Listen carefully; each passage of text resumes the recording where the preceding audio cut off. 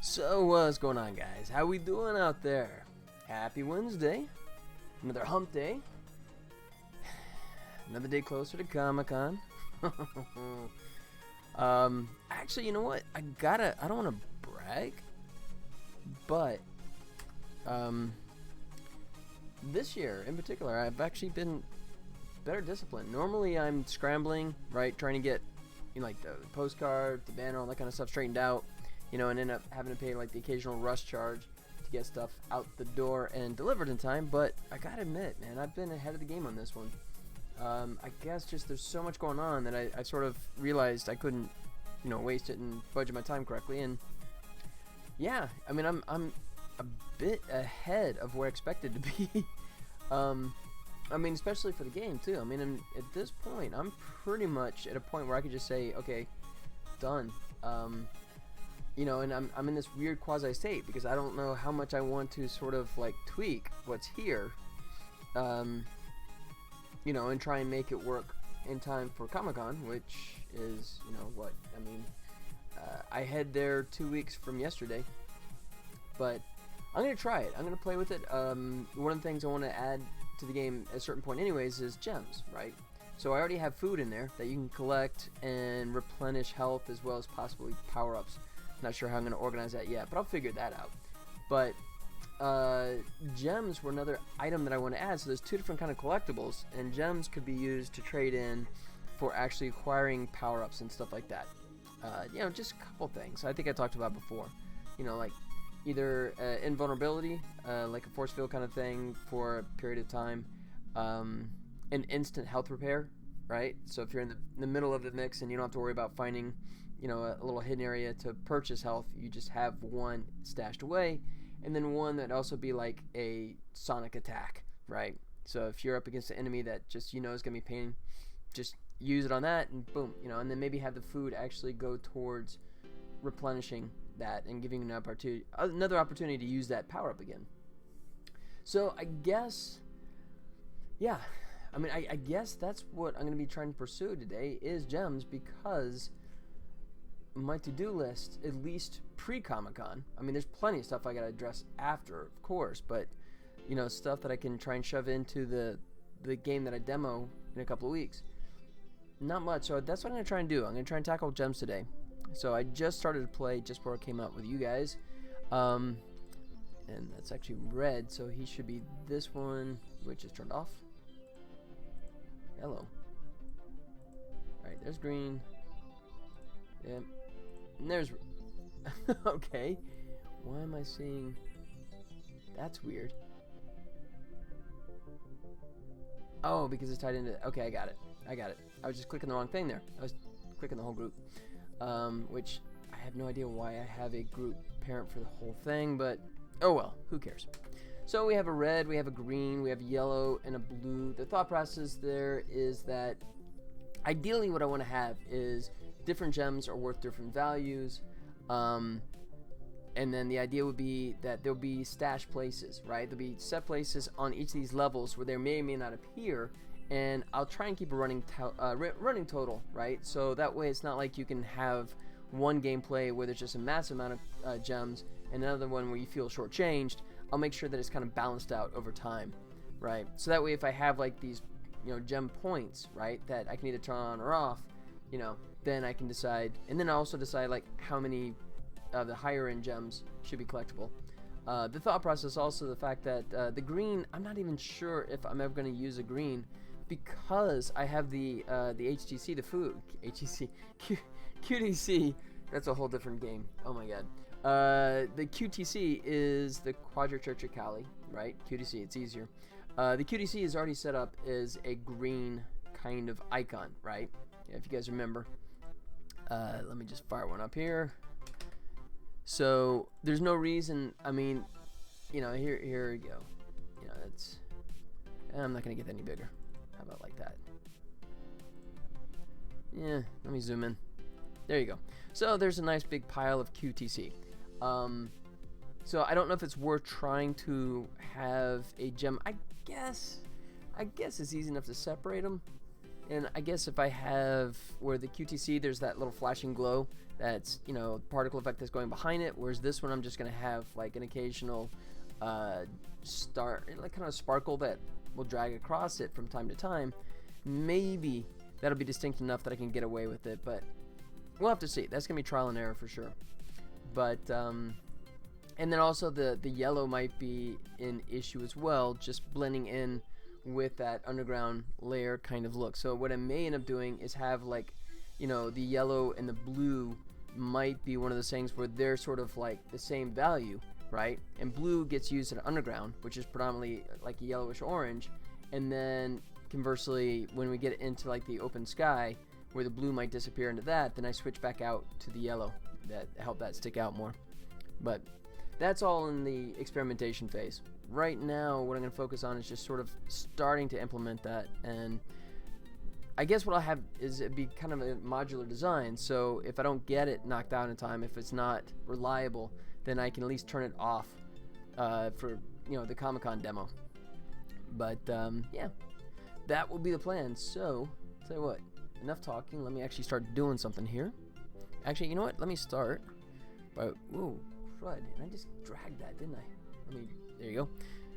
Just trying to click this and I missed. Here we go. Here's a nice bomber run for you guys. There you go. Let's start the stream off with a nice little flying session there. There you go, guys. You're welcome. No TSA, no ticket needed, just instant flight. Boom. All there. There you go. Okay, so what my thought process here is I can either make these individual sprites, right, or I can throw them in the same atlas, which actually I didn't do that with the QTC, which might have been a smart idea. That'll be something I guess I need to come back at some point when I'm more worried about performance. But yeah, for right now, I guess I can not worry about it. But I'm just preemptively, I'm going to go ahead and drop these guys all into the same image space, the same atlas. And I think I'll just do it manually in this case. So I guess, what's the easiest way?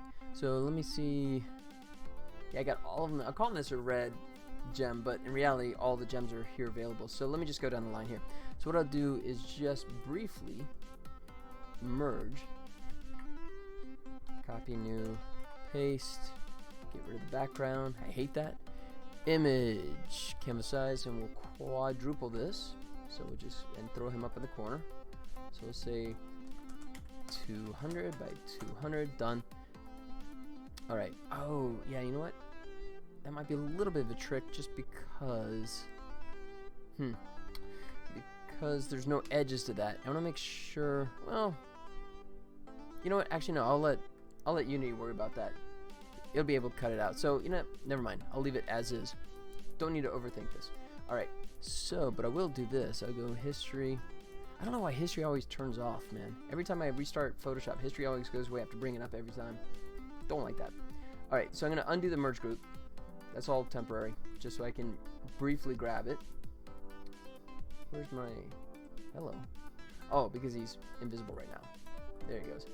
All right, so we'll do merge group, copy, paste, toss that puppy right down in there. Like so, and that should be, yeah, that should be enough room there. One sec. All right, let's head back. Undo that merge again. All right, turn that off, turn on red. Don't know what I've selected there. Stop that.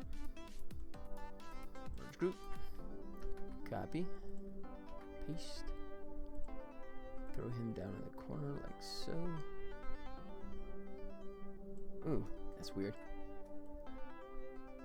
Kind of want to snap too far there. Okay, that's good.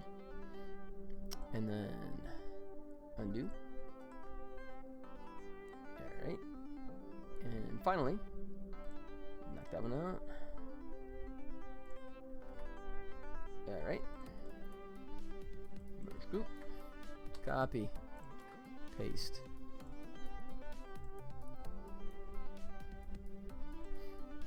There. Alright, and that should be clear. I don't think anyone's overlapping there. Do a quick check. Yep, I see a gap there. Tight, but I still think there's a gap there. So, yep, okay. Yeah. And image, oh, you know what? I guess I'll leave it as is. That'd be something I'll just worry about in the future in terms of like modifying the size. Something in a better 2x2, but yeah, I'll just leave this like it is right now. So let me tell you what, I'm just gonna close this and not save so I don't screw up anything. Close that one too. And we'll just go ahead and call these gems one giant collection. Alright, so let's bounce over back into Unity. And where are we gonna go? Where are we gonna toss this? Go images, QTC. I guess I should do collectibles, shouldn't I? Create a folder and we'll call it collectibles. I may not do anything beyond just the QTC and the gems, but you know, at least if I do, it'll be grouped in the same area. Create a folder. We'll call these gems, which I did have pointed out to me on Valley Village, my previous game. I did spell gems with a J. Someone was kind enough to point out my spelling error. To which my response was, no, actually, on Valley Village, that's actually how they spell it there. So I was just following how they spell it there. That wasn't an error. That was intentional. In Valley Village, they spell gems with a J. Don't shoot the messenger, man. Not a bug, it's a feature. Okay. So let's get gems tossed in there. What do you say? Let's come down here. Images. Gems. This guy. Alright, and then sprite editor. Oh, not going to do any good until we make this multiple. Now sprite apply, come in here and we'll say slice, automatic slice, and we're all good. It's a little tight, but hopefully we'll be okay. Okay. So let me rename these too, since I'm here. Call this gem blue. I was shooting for gold, but it looks more yellow than gold, doesn't it? Yeah.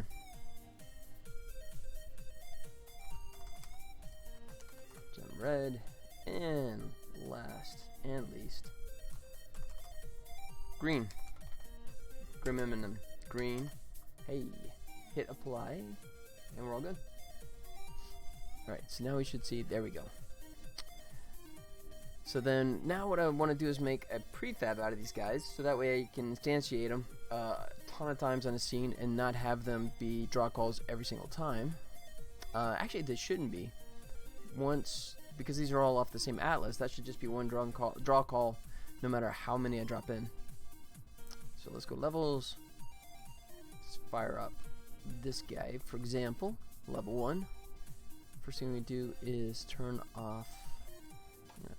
Knock that away. Wait. Yep. Oh, you know what? I forgot. This is something I need to fix in here anyways. This guy. Lava flow. For whatever reason, oh, because I don't have a collider on there, do I? That would do it. Alright, so then... No, that should be correct. So if he hits there... So what I noticed was the fact that I was able to hit this wall over here and not take damage. That may just be because, yeah, it's the layer back there is sticking out a little bit. So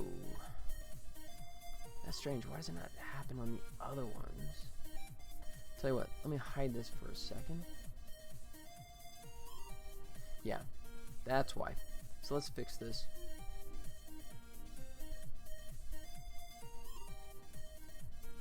Like so.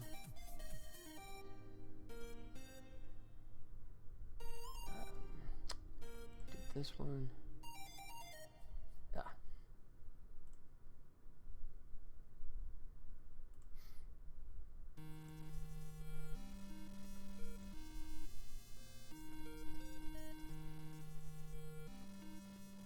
There it goes. Alright. Hit save on that and do a quick check.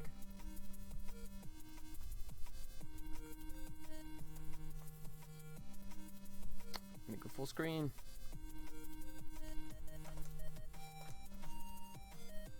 Right. Loading.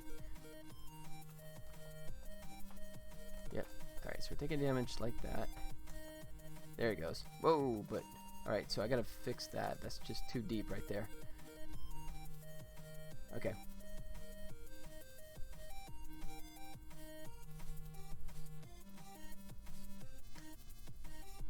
Oops. Okay, so if not that one, how was I doing it before? Was not causing a problem.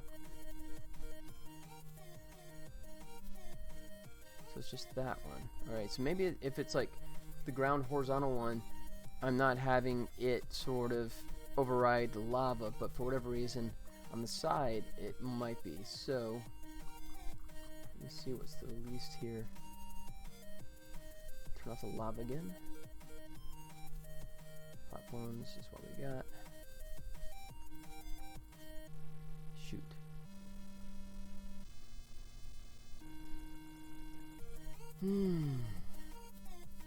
I mean, what I could do is just take this bad boy and turn him into a collider as well, because he has lava flow.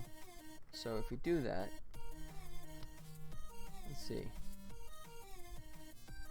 Yeah, lava flow. Tile map.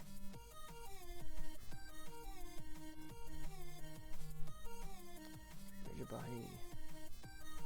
try it. Box collider. It's a trigger. Let's see.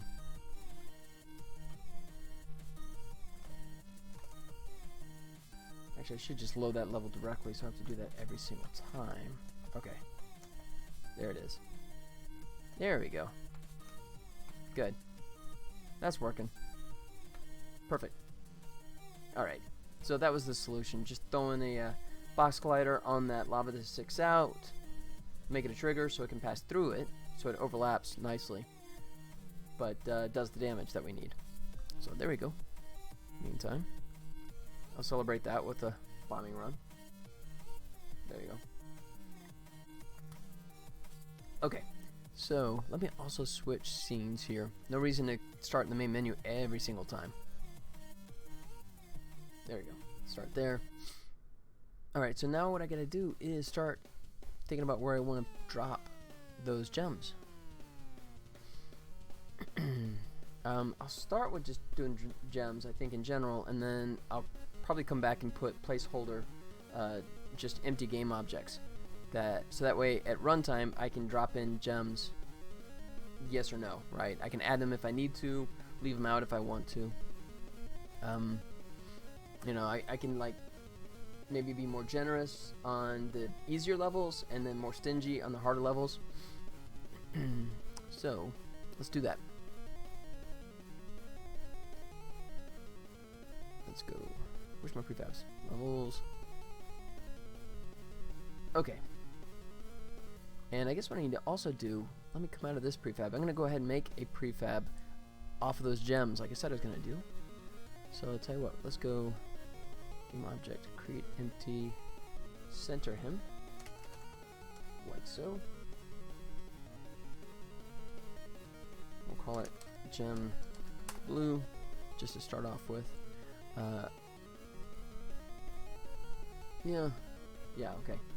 And then make it collectible.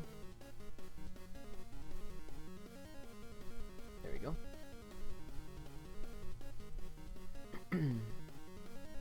Alright, so let's go ahead and add that. Images.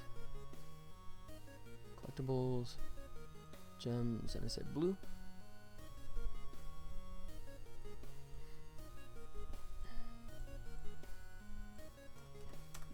Alright. That's a little shrunk down. Excuse me. Let me drop in a QTC in here.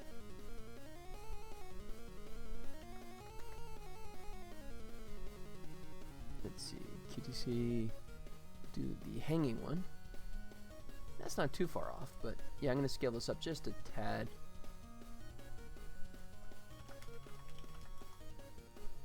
Let's see. There you go. 1.5. That looks pretty comparable. And just throw the old box collider on there. And he is, of course, a collectible. Like so. Alright. Don't need you.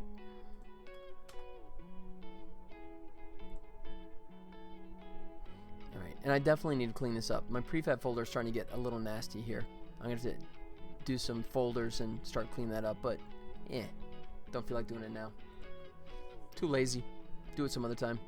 When it gets really annoying, I know when I do it is like when I can't find something, right? When I start scrolling up and down for like 20 seconds and I'm like going, where is it? And yeah, that's when I'm gonna get fed up and actually start making folders. But until then, I will do it for this one. What the heck? Or do I? Yeah. Collectibles, and I'll start putting the QTC in there. QTCs, like so. In there. There, that should be all of them. Okay, good. Right. I have to decide also how I want that to get picked up. Right now I have that big old flash that comes up when you grab a QTC. So I probably want to do something similar. Maybe, I don't know, I might even do very similar to what the QTC is doing, where it just kind of gets larger, spins, and then disappears. I don't think there's much problem with having kind of a redundant kind of look to that. Yeah, maybe. Let's see. So we're good here. So let's just actually, there you go. We now have him as a prefab. I guess his position exactly. No, he is. He's centered out of 0. Good. All right. And then I was gonna do the little flashing thing on there. You know what? Let me just start putting it in place, and then I'll decide how much time and how many bells and whistles I want to add to it. So let me go into my scripts. I'm gonna borrow the QTC script, I think.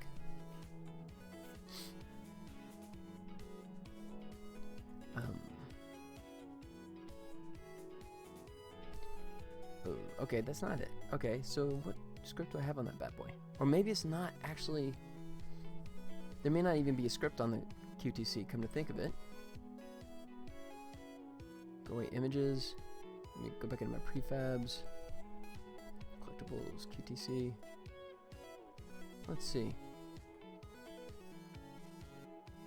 Oh, okay, it's reward controller script. That's what I have for that. Okay. That's kind of a leftover relic from the Corgi stuff that I was using. That's good enough. Okay, let's leave that there. So, by the way, how you guys doing out there? So far, pretty quiet, but say hello if you like. In case someone's coming around and hadn't seen this before, quick rundown. Tribble Troubles is actually a video game based on Tribbles from Star Trek. It is licensed. I do have permission to do this. So, yeah, it's kind of the world's first video game based on Tribbles, which is kind of cool. Pretty happy to be doing it. And the partners that I'm working with that own the IP, basically, they wanted something more arcadey. So that's what I'm doing. Kind of like a game that's sort of like in the style of maybe like a Super Meat Boy or Spelunky or Downwell, but not as hard. Mine's a little easier. Although, actually watching people play it, maybe it is hard. Maybe it's just me playing it too much because I took it out for some show and tell last night, and I was watching some people definitely get their butts handed to them. So maybe this game isn't as easy as I think it is. I guess we'll find out here in a couple weeks when we're off to Comic-Con. Alright, so let's go ahead and put the reward script on there. Oh, that's not what I want. I want it on him. There we go. So then we say my collider, my renderer, and then alt. Oh, that's right, because I was doing like, I do 2 versions. So I have one that's small and then one that I can like scale up. Yeah. Okay. Yeah, and there's the stars. They get your attention there. So, I guess I'll just go ahead. Oop. And call it Gen Blue Alt. You gonna let me add it or not? Let's see. Wait, really? Select that. Overrides apply. There it goes.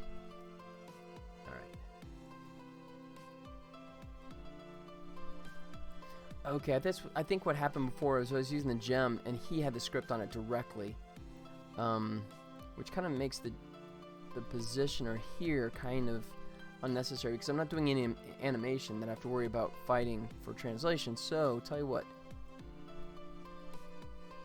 What do I? Let's see. Cancel.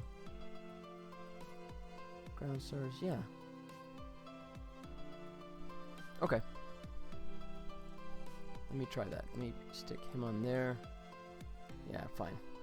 I'll stick him on there. Oh, crap. I forgot. You can't do that. Once you have something up here, you can't actually... Ugh, I hate that. You cannot change your root object in the prefab in the new version. As far as I know, I mean, I can't do this. Right? I can't make him a child. No. It won't let me. And then if I try and delete it, it's going to delete the children. So, I mean, I don't know how to do this aside from just starting over and making a brand new one. So forget it. I'll just leave it like it is. That's annoying. That, to me, that's a design flaw for sure. That once you create a prefab, you cannot change the root object. You know what? Let me check that.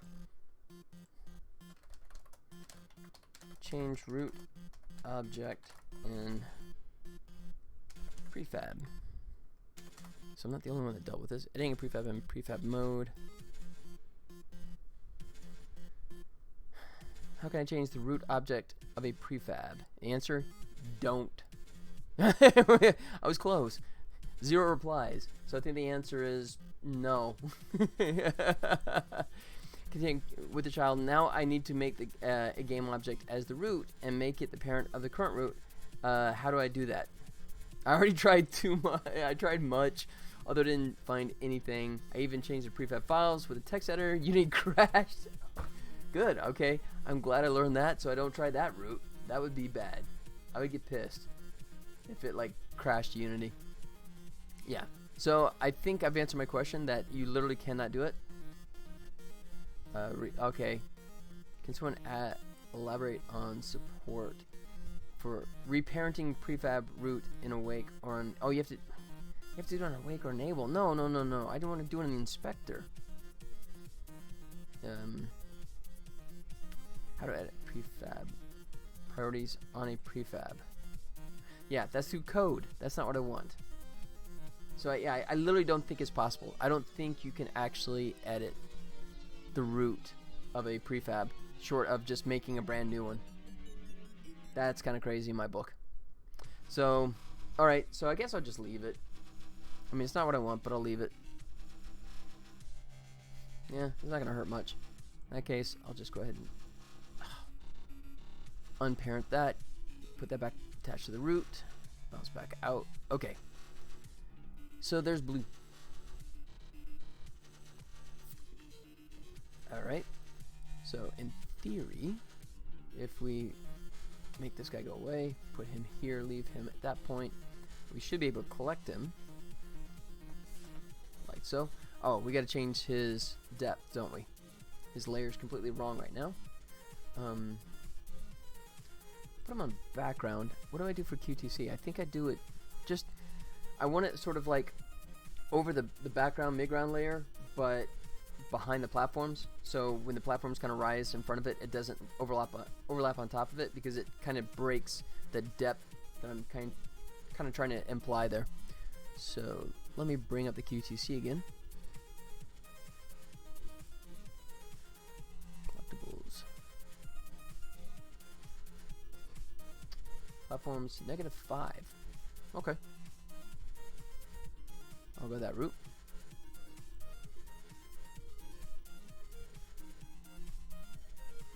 Oh, okay, so I am putting on the platform level, but I'm just going -5 to make sure it is truly behind the platforms.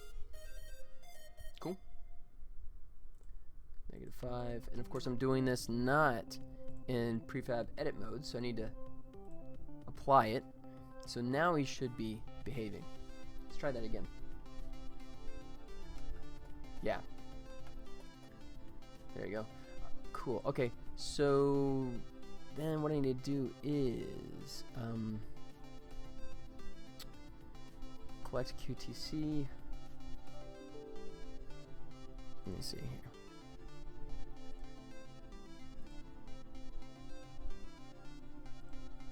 Oh, I got a follow up from the Beard Phantom. I'm not sure if that just showed up late or if he just did it, but either way, Beard Phantom, if you're around, man, thanks for the follow.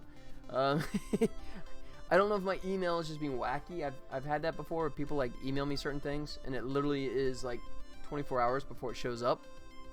So I don't know if I just got that follow. We'll see if it pops up here eventually, or if that's just my email being, there it is. Look at that. I forgot to do that the last time I was here. Thanks, man. Appreciate the follow. Here you go. Let's do a celebratory bombing run. There you go. Celebrate. There you go. Everyone's doing the dance and then they go flying. Appreciate it, man. Thanks for the follow. How's it going? What's new? What is going on?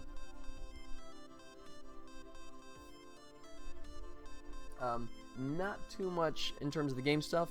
I was mostly working on behind the scenes stuff, trying to still get everything in line. Had to go through my list of press people. Like, oh god, that gets old so fast, and still not done. So I need I've got it kind of pared down, but I still got like 50 that I got to start off with. So I got to write out 50 very unique emails that's tailored to the individuals. You know, and I mean, some of them I'm never getting a response from too. I mean, I'm talking like, IGN, Polygon, some of these guys, I do not even expect to get response, much less a, ooh, hey, this is interesting, we'll swing by. But I gotta try, I gotta try and personalize it and name drop like crazy, But it's a pain, but everything, you gotta do it. You gotta do it to try and get people to check your game out, get exposure. Alright, so collect. So in this case, I'm going to call it gem. Alright, so the mission, I think the renderer, I have this hard-coded, do I not? Or fire sequence mat. So if I change this, if I go add that in case this is going to break it. If I go to blue, my guess is if I come back over to QCC, I'm going to, yeah, that changed it as well. So, alright, so I do need to do this for each stinking one of these. Okay, that's fine.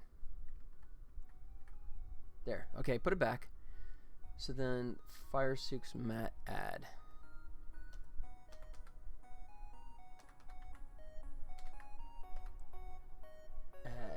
Not too much, working on some custom 2D physics, always a treat. Jeez. So I mean, that's interesting. So how do you actually approach that? I mean, are you like down and dirty calculating every kind of penetration and angle and normal and all that kind of stuff? Or are you kind of relying on some of the physics that are available? I mean, that just, dude, that I wouldn't even try and comprehend how much of a pain that must be. I mean, I'm happy to let Unity, I mean, just, bounding boxes and, raycasts. that's basically all I'm living off of at this point. I wouldn't even try and dream of trying to do that myself manually. I did that before, actually, a million years ago when I was using Blitz Basic, when I just started to dabble a little bit on game dev. I mean, this was, jeez, I mean, what, 15 years ago? And it had a really broken collision system. So I was doing, my customized bounding box checks. I mean, really, really, really rudimentary stuff, but I mean, it was at least good enough that I could make it work. But yeah, I couldn't even imagine trying to go beyond that. All right, so wait, I have nothing. Why do I see nothing? Fire sequence. Oh, because I spelled wrong. Fire.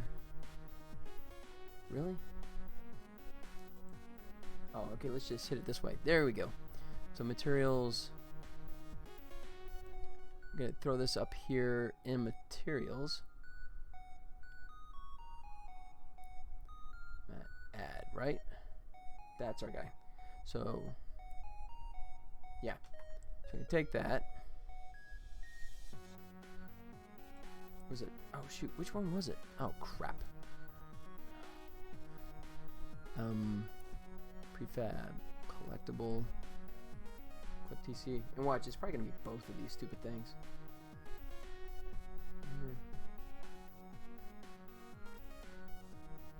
No, it's just the one. Okay.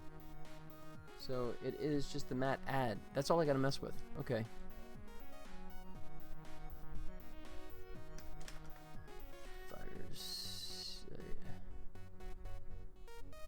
That's the guy we want right there. All right, gonna take him into materials. Go create folder, collectible, and put him in there. Gonna rename it, and we'll be good to go. I'm going really basic with a simple axis aligned bounding boxes, since you can't really do too much right now with the built-in 2D physics and dots. Oh, really? Okay, interesting. Didn't know that. I'm implementing super basic 2D physics, NES Legend of Zelda levels of complexity. Well, I mean, if it works in the context of the game, hey, go for it. But that's fascinating. So dots at this point really has nothing. Oh, you say not much right now. So that's fascinating. So dots is rewriting, sort of like, I guess they're sort of overhauling the physics. So the current existing physics that Unity is using doesn't translate over, or do I remember something that was Unity was talking about? They're kind of shifting to a new one, because I remember there's that demo where they went in that thing where they had like almost like the giant washer machine kind of thing, and he was launching ragdolls in there.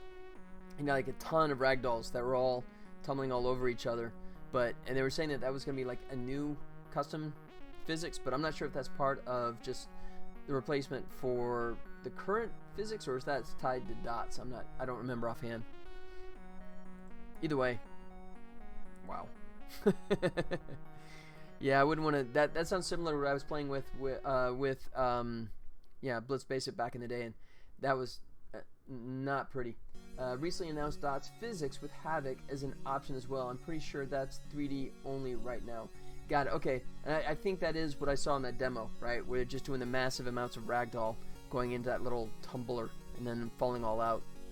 That sounds right. But that's interesting. So it's only 3D right now, huh? So, I mean, it's not as simple as just you can't lock an axis, or is that not an option, or is it just that still it does its own thing and you don't even have that option, or even if you do it, does it break? Like, obviously, I've not touched any dot stuff at all. Just watch the videos and kind of go, cool. I'll get to that someday. All right, so let me come back here.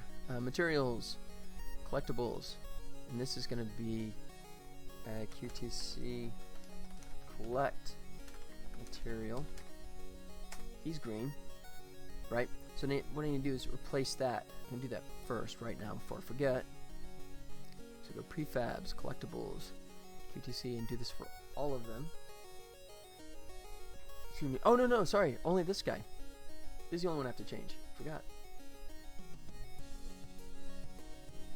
Where is that? The renderer. Where's renderer? Renderer. Should be this guy. Maybe? Crap, I never can find stuff on here. Yeah, this guy. Cool. I could, but I think it might be too much for my use case right now. Oh, okay, cool. It's also really new, so I'm unsure of the stability. Fair enough. Fair enough. Oh, that's cool. But I mean, if you, like you're saying, if just, square bounding boxes, and a check on that is good enough, then yeah, no reason to reinvent the wheel. Especially if it's gonna like blow up and make stuff fly sideways or something. Makes sense. All right, so collectibles. There. So like this guy. Boom. Done. Okay, good. So now we've properly put that into our materials folder, because this is borrowed from a particle simulation stuff that I had before. Let me just double check to make sure that did transfer over correctly. I'll do a quick check, and if so, then I'll start doing it for the gems as well. Collectibles, just hang should be good. Boom. Yeah, good. Perfect. So let's go back to materials, collectibles, and let's just make multiples here. We'll say gem collectible blue. I could do one where I just sort of like dynamically change the color, but because there may be a situation where you could collect multiple gems at the same time, and then you'd have like the color dynamically changing. If you collect a blue and a red, and then suddenly like the blue one, suddenly you hit the red and the blue changes to red as it's flashing. So I think it's going to be cleaner if I just do separate. So having said that, let me just go ahead and throw this into blue. I'll try that. Excuse me. So let's come down here. Let's see. Oh, wait. Yeah, I gotta make a new one, don't I? I'm looking at the wrong thing here. let's see, materials, prefabs, collectibles, collect gem, blue. There we go. This is the bad boy. QTC material. So let's go back into collectibles.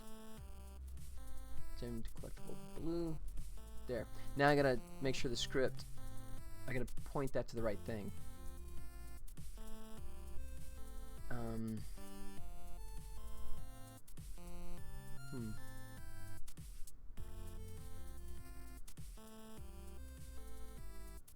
Let's see. Bounce up. Reward control. Really? Okay, wait. I'm forgetting how this works or what? Okay.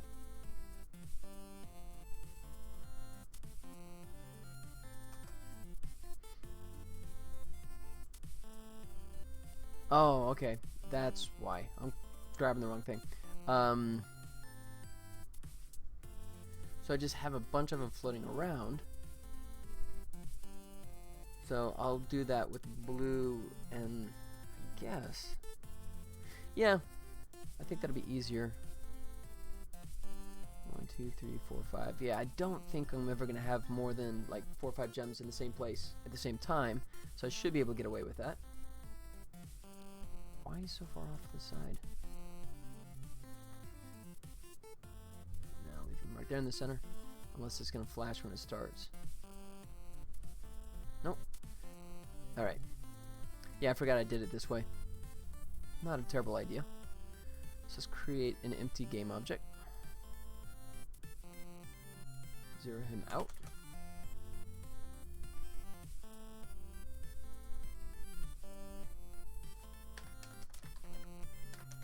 I guess I could just have the 5 and then actually maybe I will change the color on the fly now that I'm thinking about it.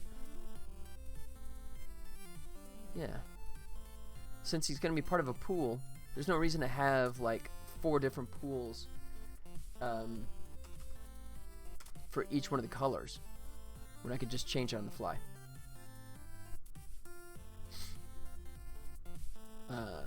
Oh, but then again, no, I take it back. But that goes back to what I said before. If you collect like a blue and a red, no, it might. If I change the color at runtime, am I changing it for just that one or for all? All right, I'm gonna reverse myself again. I'm actually gonna do this with separate ones.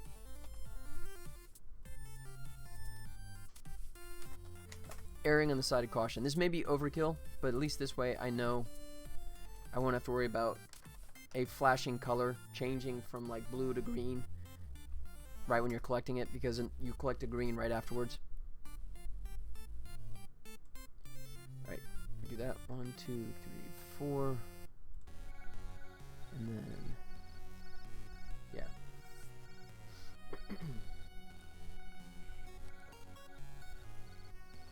Alright, I guess I do have 5 there.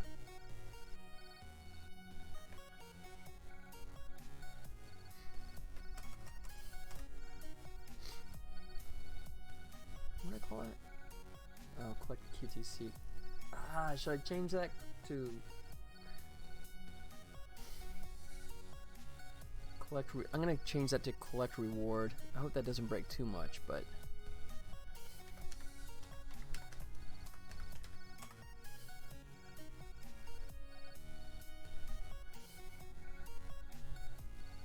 it's gonna break it for the moment, but it'll just make it more legible in the future. Collect reward, Riard. Collect reward item. Okay, now we're kosher on that. So come back in here.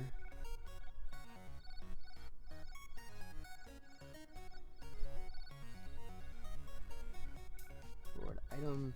Did you lose everything? No, kept it. Good. So now I can just use that same generic one. Yeah. So I need to do this.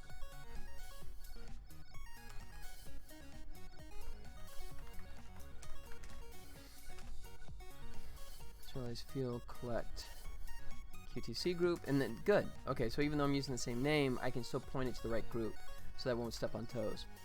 That'll be slick. So I can recycle the script since it's going to be parented to a different named object. Yeah, he's happy now. So we'll collect reward item, and we'll say 5 and 5. Not 50, jerk.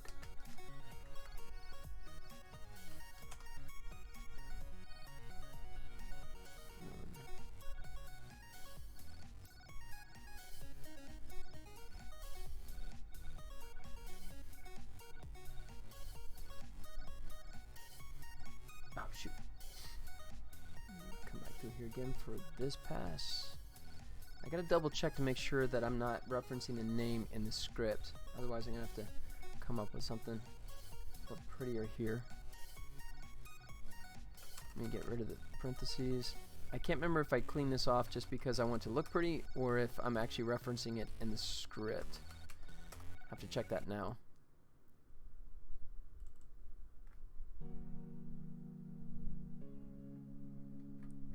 Okay, so yeah, I'm just calling it QTC. I can leave that, even though technically it'd be a wrong name, but that's more aesthetic than anything. You don't see that here anyway, so that's fine. So then, how collecting QTC. So I got to find out where I'm actually launching that. I assume that's in the game controller. Yeah. So then here, what I'll do is I'll just look at the name of the object that we hit. And if the first 3 characters are QTC... Oh, shoot. No, we're only getting the vector. We're not getting the name of the object, are we? Well, that just ain't gonna work, is it?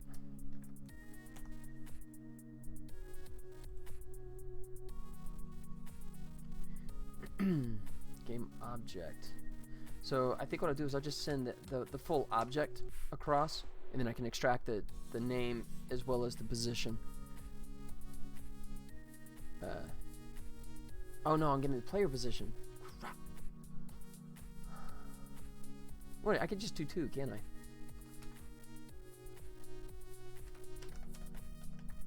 Collision name. Done. Simple. It's a string. So sue me. Go away, pop up. Go to definition. Right, so we drop this bad boy like this, and we go string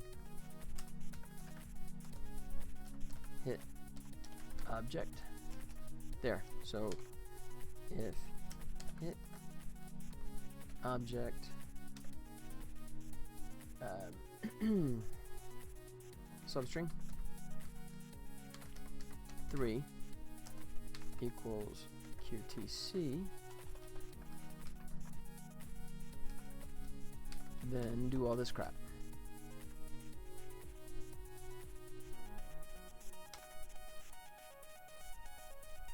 Right? Yeah, and I have to come up with a new sound effect too. I have the chomp chomp chomp crunching noise when it gets the QTC, the food. But I have to make one like a, you know, a ching, right? Some kind of, just like that. I'll just record my voice going ching, and I'll be done. Just something for when he picks up a gem. Collecting a gem. I almost spelled it with a J again.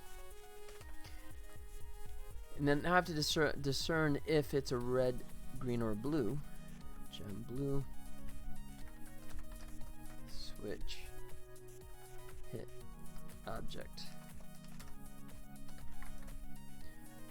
You know, I guess I could just do this as a switch for all these, couldn't I? No, let me leave it like this, I guess. No. Because I can let me do it as all of these. So I have no if then else at all here. Switch object. And then let me get my naming right. Prefab. Troubles. QTC ground hanging side.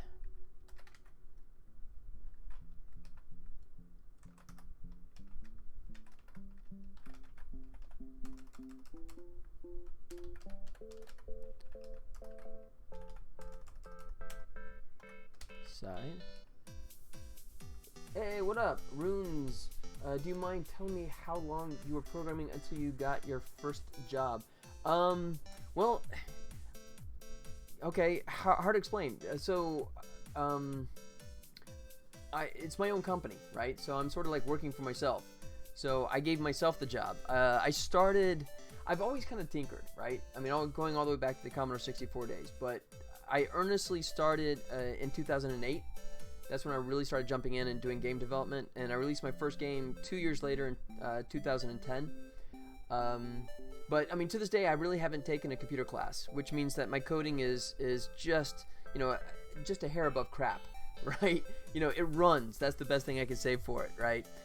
But yeah, it's, you know, so for me, it's honestly, I've not actually been offered it. Well, okay, no, ironically enough, I was just offered a job kind of a couple days ago to do Unity programming, which I don't know if I'd ever accept because, I mean, what is the old poser syndrome? I mean, I'm not taken classes. I don't know the proper etiquette for doing everything the correct way. So, I mean, I would be hard pressed to even consider doing that. But, I mean, I've been hacking away at this stuff for the better part of a decade now. But, you know, and I still pick up stuff all the time. I have real programmers that watch this feed, and they'll point out going, dude, why are you doing it this way? And then it's like, oh, crap, I didn't know you could do that, right? I mean, that was literally just 2 streams ago. Someone showed me something new. It's kind of like, oh, that's interesting. I didn't know you could do that. Do you earn enough? Don't have to tell amount if you don't want to. Fair enough. At this point, not really. It's, you know, it's been up and down, right? I mean, I've released 6 games, but I mean, the benefit is the game I'm working on right now is, if you see up there, I don't know if you know Star Trek, but I'm making a video game based on Tribbles from the old Star Trek TV series, which I actually have a license to do.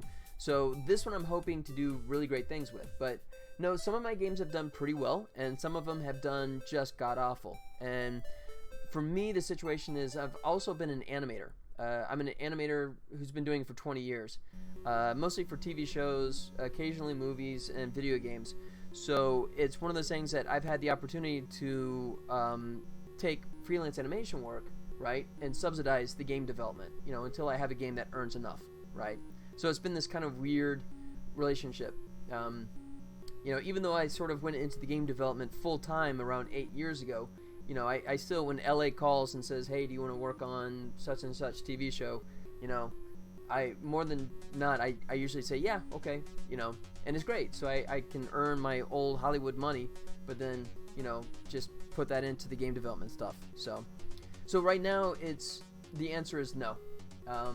But there's also a lot more to that answer, too. I mean, one of the key reasons is because I am a one-person show.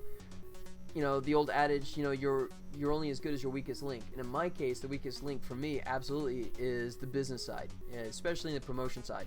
So that's always been a situation that it's something that I've kind of failed at miserably in getting the word out. I don't think I make bad games. I think the games I've released have been pretty much embraced and people really like the games. But it's just really hard in this day and age to get a game out there and get it accepted, right? And that's something that I've completely failed at. I'm hoping to improve that, obviously, with the Tribble Troubles. I'm going to, you know, get some help on that, you know, so it's going to be a totally different beast, but, you know.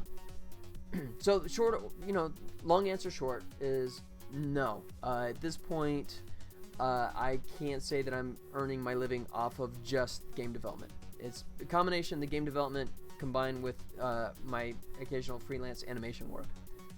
So my thing is that I am living in Bosnia. Wow, okay. I'm in Las Vegas, so we're a little distance there. Where approximate salary is about $400, and I'm trying to go outside the country and earn a fair amount. Do you think I can do that if I try? Yes. I mean, if you have the physical capabilities. I mean, if you are able to program, right? then my suggestion would be, build up, a resume. Work for people that, either through, like Unity has Unity Connect, I believe, right? There's ways that you can find jobs to work on, and if you have some work to show, right, then you can hopefully use that to get yourself more work, and then at that point, hopefully, yeah, you can move out and go wherever you want to. The benefit for you is obviously the cost of living is a lot lower than it is, especially for me in Las Vegas. But where I left, I was in Los Angeles for 12 years. The cost of living in Los Angeles is just insane. So I guess the question is, where were you thinking about actually moving to? Let's see. Or maybe, I'm not sure. Let me clarify. Are you saying you want to go outside the country? Does that mean you want to move? Or if you just want to get work from outside the country? If you want to just get work from outside the country, absolutely. Absolutely. I think there's plenty of, the freelancer websites, and some of those different websites that allow you to offer your services, to the world, right? I think you could do that, absolutely. But I guess my response question is how much have you actually done in terms of programming, and if you have something to show, then absolutely, I think you have a fine chance of picking up some work. For example, my artist who has done all my 2D art for me, if we look at, let me hide this, fire it up here. Oh, come on, seriously? Let's see. All right, you let me go now? Let me play? I was trying to show off my artist work here. Give me one sec. So, there you go. So, I have some beautiful art in this game, right? I don't lay claim to any of the art. That's done by a very talented artist. I did the animation, of course. Like I said, I'm an animator, and I'm doing the programming and game design. But you see the art is just beautiful, and that's being done by a guy named Daniel, who's in Sweden, right? So he's absolutely on the other side of the world. So I'm trying to work outside and earn at least $1,500, and then slowly save up and move outside and actually get a decent life. I just started with programming. I'm only 16. Oh, okay. Then you're doing absolutely the right thing. The key thing I would tell you, and this is the hard thing, is be patient, right? If you're 16, right, then you are absolutely making the right choices right now, right? You're saying that I want to learn, I want to progress, right? But if you're just beginning, then I would say work like crazy. Work as much as you can, and on top of all the other stuff, right? And like my first game, was I had a day job, and then I would come home at night and on weekends and work on my first game just to get it done, and I was doing insane amount of hours, but it was just so I could get something done. But if you can have some experience, if you can get some projects that, just some small things, right, and just get educated, get practice in there, then you can absolutely have the potential of getting work. Especially ideally, companies, producers love inexpensive programmers. So, if you start off that way, and if you can do the work, then absolutely you'll have a fantastic chance of getting started for sure. If you're getting a head start at 16, you're in a great place. See, there you go. We have a consensus. I didn't start until I was 19 or 20. Z-Doctor, welcome back. Hey, jeez, buddy, how you been, man? Welcome. Z-Doctor, great to see you, buddy. Thanks for coming by. What's new, man? How you doing? It has been a while, has it not? Sorry, let me finish. So I appreciate it. My brother. You are such a cool dude. I think he's talking to you, Beard Phantom. Oh, wait, he's talking to me? Runes, thanks for the follow, man. Thank you so much. I appreciate that. Thanks for helping, my brother. Hey, absolutely. To both. No, and here's the thing. It's so funny. It was something that, so like I said, I've been doing animation, right? And then for me, it was because it was getting harder to find work, once the internet became broadband, right? then it was easier for them to start hiring animators in other countries. You know, it started off with Canada, and then it went to everywhere else in the world. And then I knew that my job as an animator was going to get a lot tougher because I'm competing with people that can do comparable work for a lot cheaper. So that's when I started playing around and saying, okay, maybe it's time to start looking into something else, right? And that's why I went into, you know, trying to become a game developer. And I love it, man. It is so addicting. It is so amazingly addicting. I call it the world's most boring puzzle game, you know, but it's, you know, is absolutely so much fun. What's new is that I've been looking into web development with MVC. Oh, sweet. Excuse me. Awesome, man. Excuse me. Well, I always remember you always were doing like, even when you're doing the Unity stuff, you were always like working on tools and stuff like that, right? You were doing stuff that was so far beyond anything that I was playing with. You know, I'm just trying to bang out games. But I know you were doing stuff that was like way beyond anything that I could comprehend. Yeah. Sweet. That's cool. Well, check it out. Let me show you what I'm working on, man. Since it has been a while, let me see if I didn't break anything since I was just adding a bunch of code. Let me see if this will behave or not. Yeah, there you go. Excuse me. So, Z-Doctor, since you are a youngin', I'm not sure if you'll know too much about this, but so I'm actually making a video game based on Tribbles from the old TV series Star Trek, right? Licensed. This is actually licensed. So these are the cute little furballs from Star Trek, and I'm actually making the world's very first video game based on Tribbles. I'm very, very fortunate. Do you think I need to have an artist side and myself to do good because art is not my strongest side? No, absolutely not. You know, the old term is the unicorn, right? It's someone that can do art and they can do programming as well, right? And I can kind of do it. I'm a good artist. I'm a mediocre programmer. But honestly, no. I don't think there's any reason, Runes, where you have to try and worry about both. You know, I've never seen a job listing saying that I need you to program and do the art, right? I think it's one or the other, right? I think they're two separate skill sets. So if you want to do coding, then absolutely, man, just go into coding, and especially since your advantage is because your cost of living there in Bosnia is a fraction of what it is for someone in a place like I am here in the west coast of the United States, then I think you have a fantastic opportunity, right? And if you just push yourself, I think you have a great chance.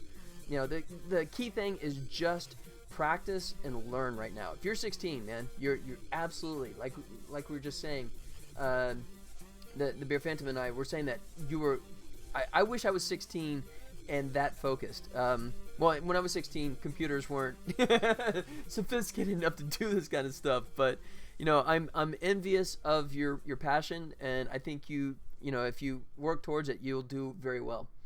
You give me too much credit. I haven't done that much special. The game looks nice, very visually appealing. Thanks, man. I appreciate that. So yeah, so we have Tribbles and Glommers. Glommers, actually, I keep forgetting. I gotta have this handy, don't I? Here you go. Just to give it some context. Go like this. There you go. So, there you go.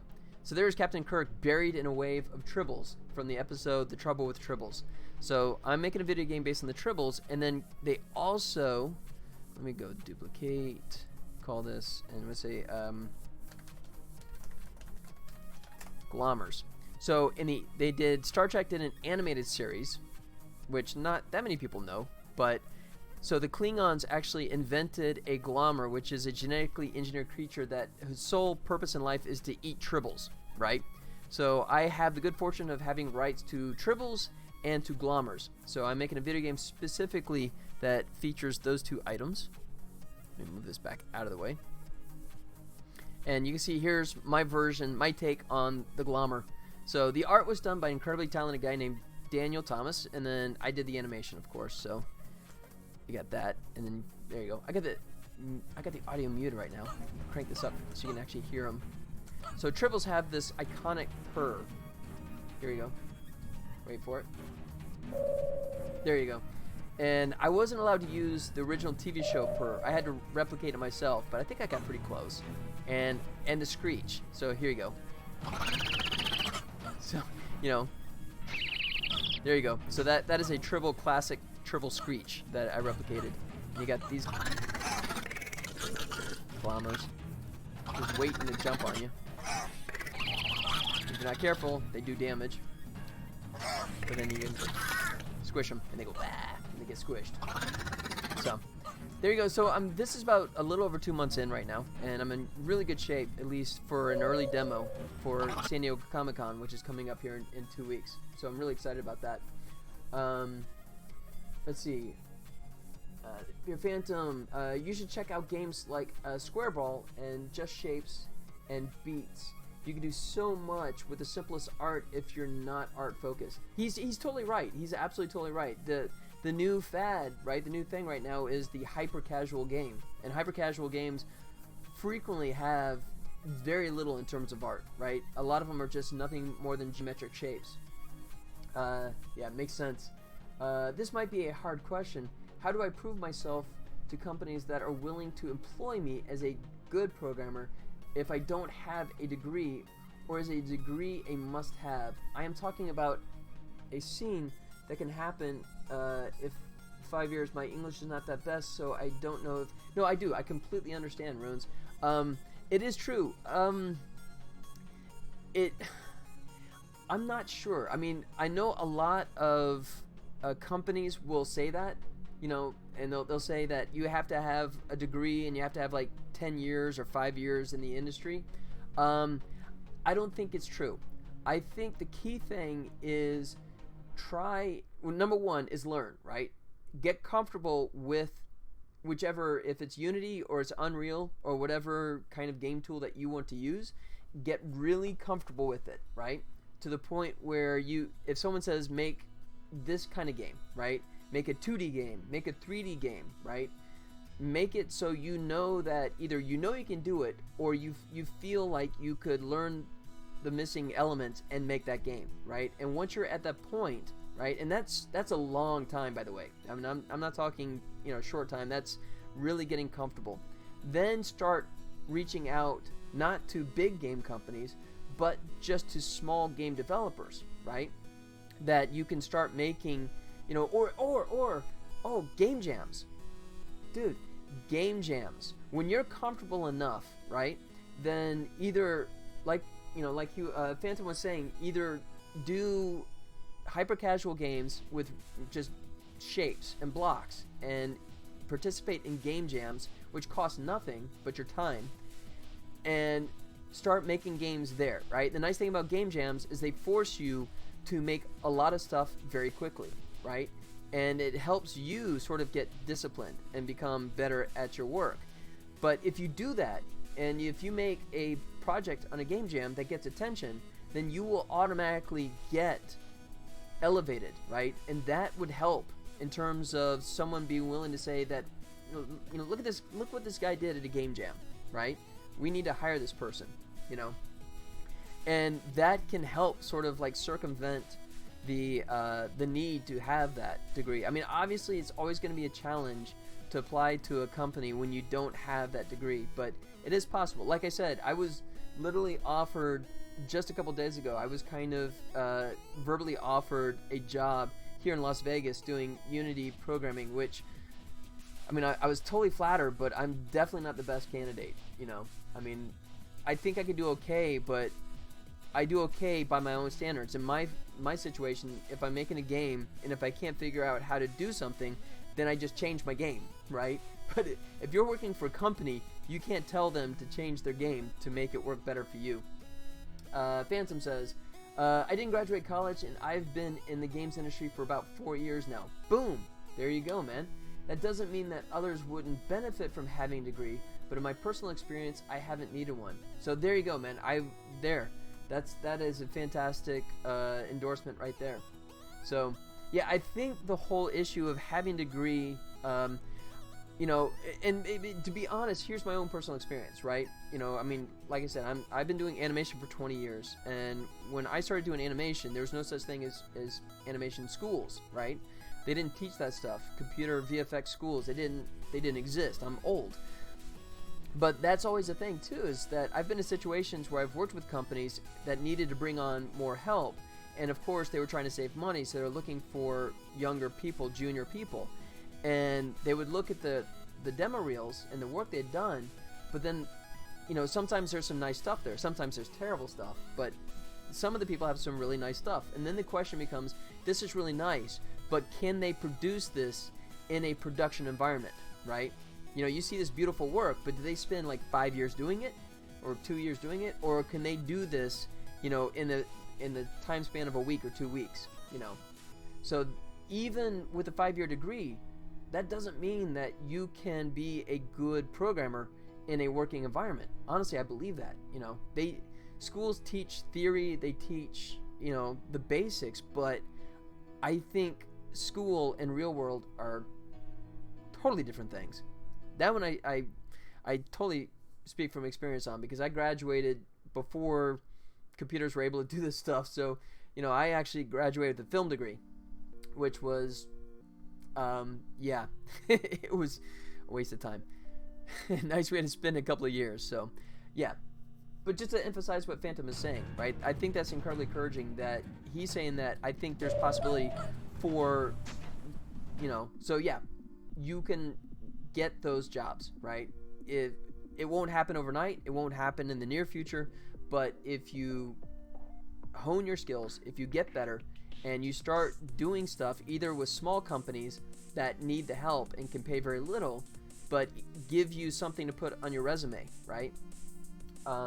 Or start doing game jams, So, so like, okay, personal experience here too. So, like I said, animation, right? I moved out to California back in 2000 to go to work in these visual effects companies. And my first job, they lowballed me. They paid me so little. It was literally like almost the same price that the cashiers at the grocery store were getting paid, right? I didn't care. Because I needed the opportunity, I said yes. And what I did was I worked like crazy. I worked on a ton of commercials and that kind of stuff. And after a little over a year, I now had a resume. I had a demo reel that was filled with a bunch of stuff. And then I was able to turn around to a different company and show them that and get hired and get paid more, right? So it's a situation that once you get the ball rolling, once you start having some stuff completed, it gets much easier, I think, to get other work. I don't know why, but I cannot see the guy typing in the chat, but I cannot see his name in stream chat. Can I ask him if he's willing to give me this Instagram so I can ask him a few questions? I totally understand if it doesn't want to. Yeah, I think that is the Beard Phantom. I think he is referring to you, sir. So, yeah.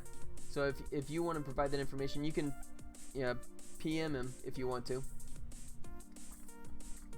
But yeah, having, he's in a better space than I am, because like I said, I'm a programmer only because I say I am, right? I mean I literally just hired myself, whereas Phantom's actually doing work for a real company. So not to denigrate my own company. My Scary Robot is a fine company. I'm not saying Scary Robot is not a real company. It kind of is. Trashing my own company. That's smart. Contact is the bottom. There you go. Beard Phantom, thank you, buddy. I appreciate you doing that, man. I appreciate you reaching out and also offering your insight as well. That's incredibly helpful, man. That's awesome. There you go. I love it. I love it. So, thanks, brother. Runes, I love the enthusiasm, man. I love it. That's so cool. Alright, and I was actually doing something here earlier, wasn't I? Let's see. So I had this guy, and then I had Gem, right? Is he still around here somewhere?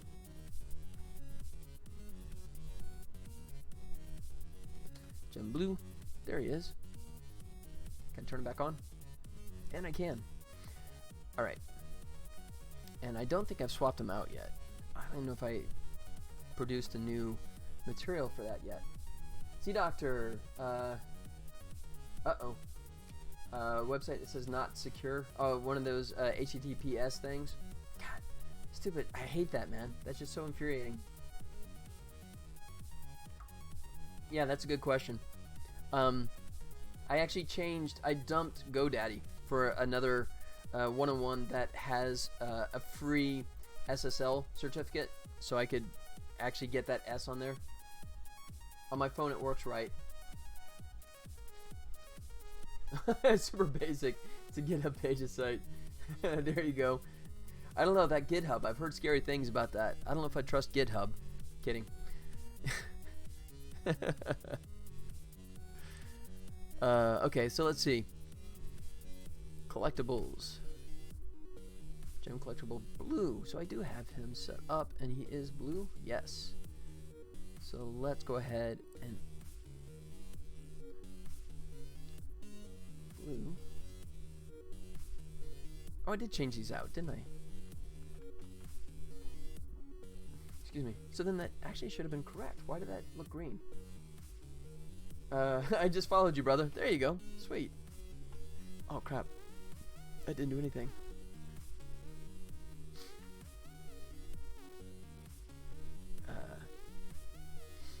Well, really? Reward. Why is that not?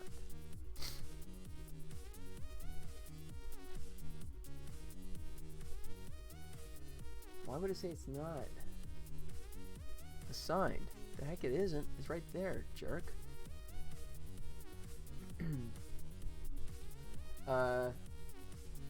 Setback. Hey, welcome, man. Tip: SSL certificates are free for everyone with. Oh, that's true as well. There you go. There you go. Yeah, there are a couple websites that offer free SSL certificates as well. That is true. And I don't know your name, but do you have Instagram or something referring to the person that streams? Oh, yeah. I don't have an Instagram, but if you look below, you should find my Discord channel, right? That's the best way. If you want to reach me, Discord is by far the best way. I'm old, so I don't have any Instagram stuff. Yeah, sure, man. Yeah, I'll check that out. Thanks. Yeah, for me, 1&1, which is now got bought out by Ionis. For me, the webpage is absolutely so much better, I think, because for a lower price than what GoDaddy offers, they offer a private registration along with the SSL certificate and all that kind of stuff. So it's just so much cheaper, and the page seems to play pretty well. So, you know, I'm gradually moving all my web pages from GoDaddy over to Ionis. All right. I'm in Discord server. There you go, man. Welcome, welcome. Yeah. So I'm pretty responsive on there, unless I'm streaming or sleeping. But yeah, if you want to hit me up, also ask me any questions you can. So let me figure out why the heck this thing says it can't find it. Right there. Unless it's going to the wrong one. Oh, maybe we're going to the wrong one. Let's see.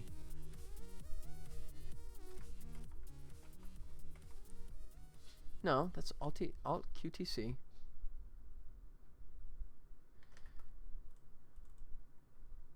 Set active. Alt. Wait, how? Oh, it's this one. Wait.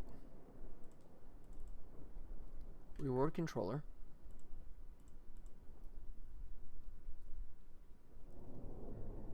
That's crazy. Was thinking about buying a domain to point to my site. Yeah, but probably would do that once I learn a bit more about ASP.NET. Yep, and actually have something up there. Yeah, I use it's a web developing program by Xara, and it's okay. I mean, it's so. It's frustrating because some of the tools are online, and once your license runs out, you have to like re-up. So I'm kind of annoyed with them right now, but I've been using them for a while, so I don't want to like jump ship. But I'll probably move to something else at some point. Sweet. I host all of my stuff for free on GCP. Wow. They allow for a micro instance at no cost. Really? Relatively low traffic though. Okay. Well, Large amounts of traffic has not been an issue for me, at least not yet. So that's something. GCP.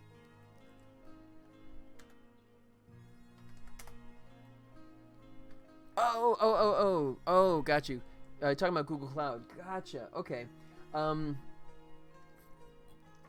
I tried that. I was actually looking at that. My last game has online multiplayer, and I kind of went through the realm of, I played with Google Cloud. I also played with Microsoft Azure as well as AWS, and I ended up, for convoluted reason, but I ended up falling back on Microsoft Azure. I'm okay with them, but I might bounce off of them onto something else. But Google Cloud, I had a hard time getting a proper machine set up for my needs and not being kind of pricey. But you know, I may revisit that. Hoover.com is what I use for my domain. Oh, cool. Okay, nice. So let me figure out why he's screaming. Reward controller.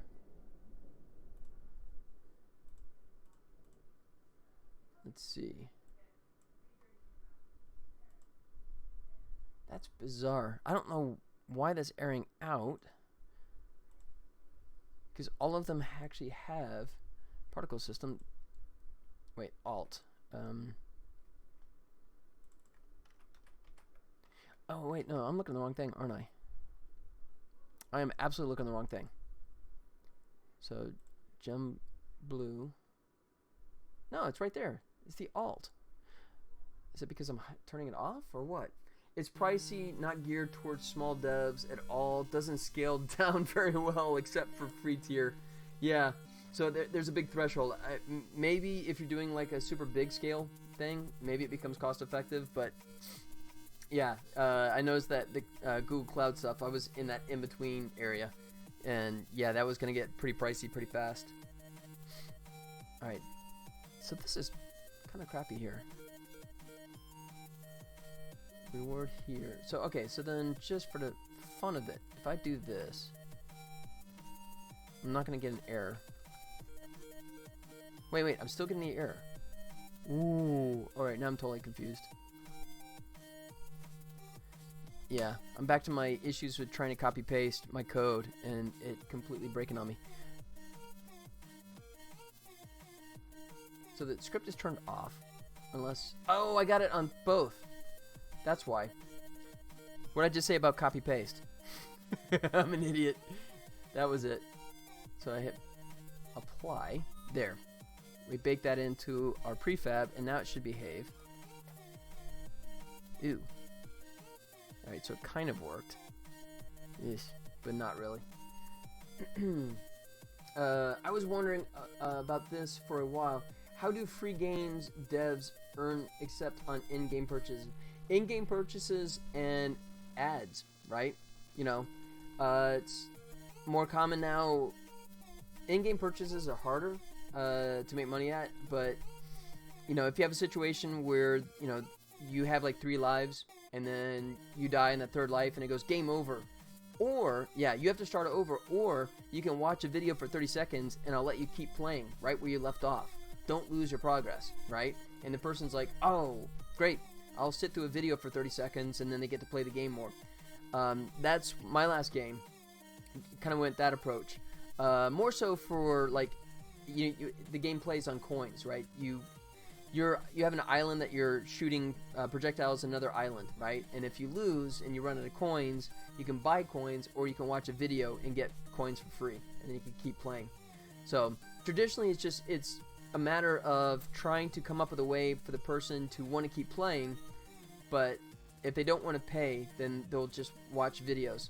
And those can actually be very profitable if you have enough people that are watching videos, right? So, that's it. What is the name of that game? It is Volley Village. Tell you what, here you go. Go to Scary Robot. There you go. And the game I'm referring to is this guy right here, Volley Village, which is my most recent release. And tell you what, I'll mute this, but I'll give you a quick rundown. So it's sort of like, I describe it as Angry Birds meets Battleship. So it's an online cross-platform multiplayer type game So you have a catapult and you're trying to take out your opponent's islands before they can actually take out all of yours. And like I said, the more stuff you destroy, the more coins you win, right?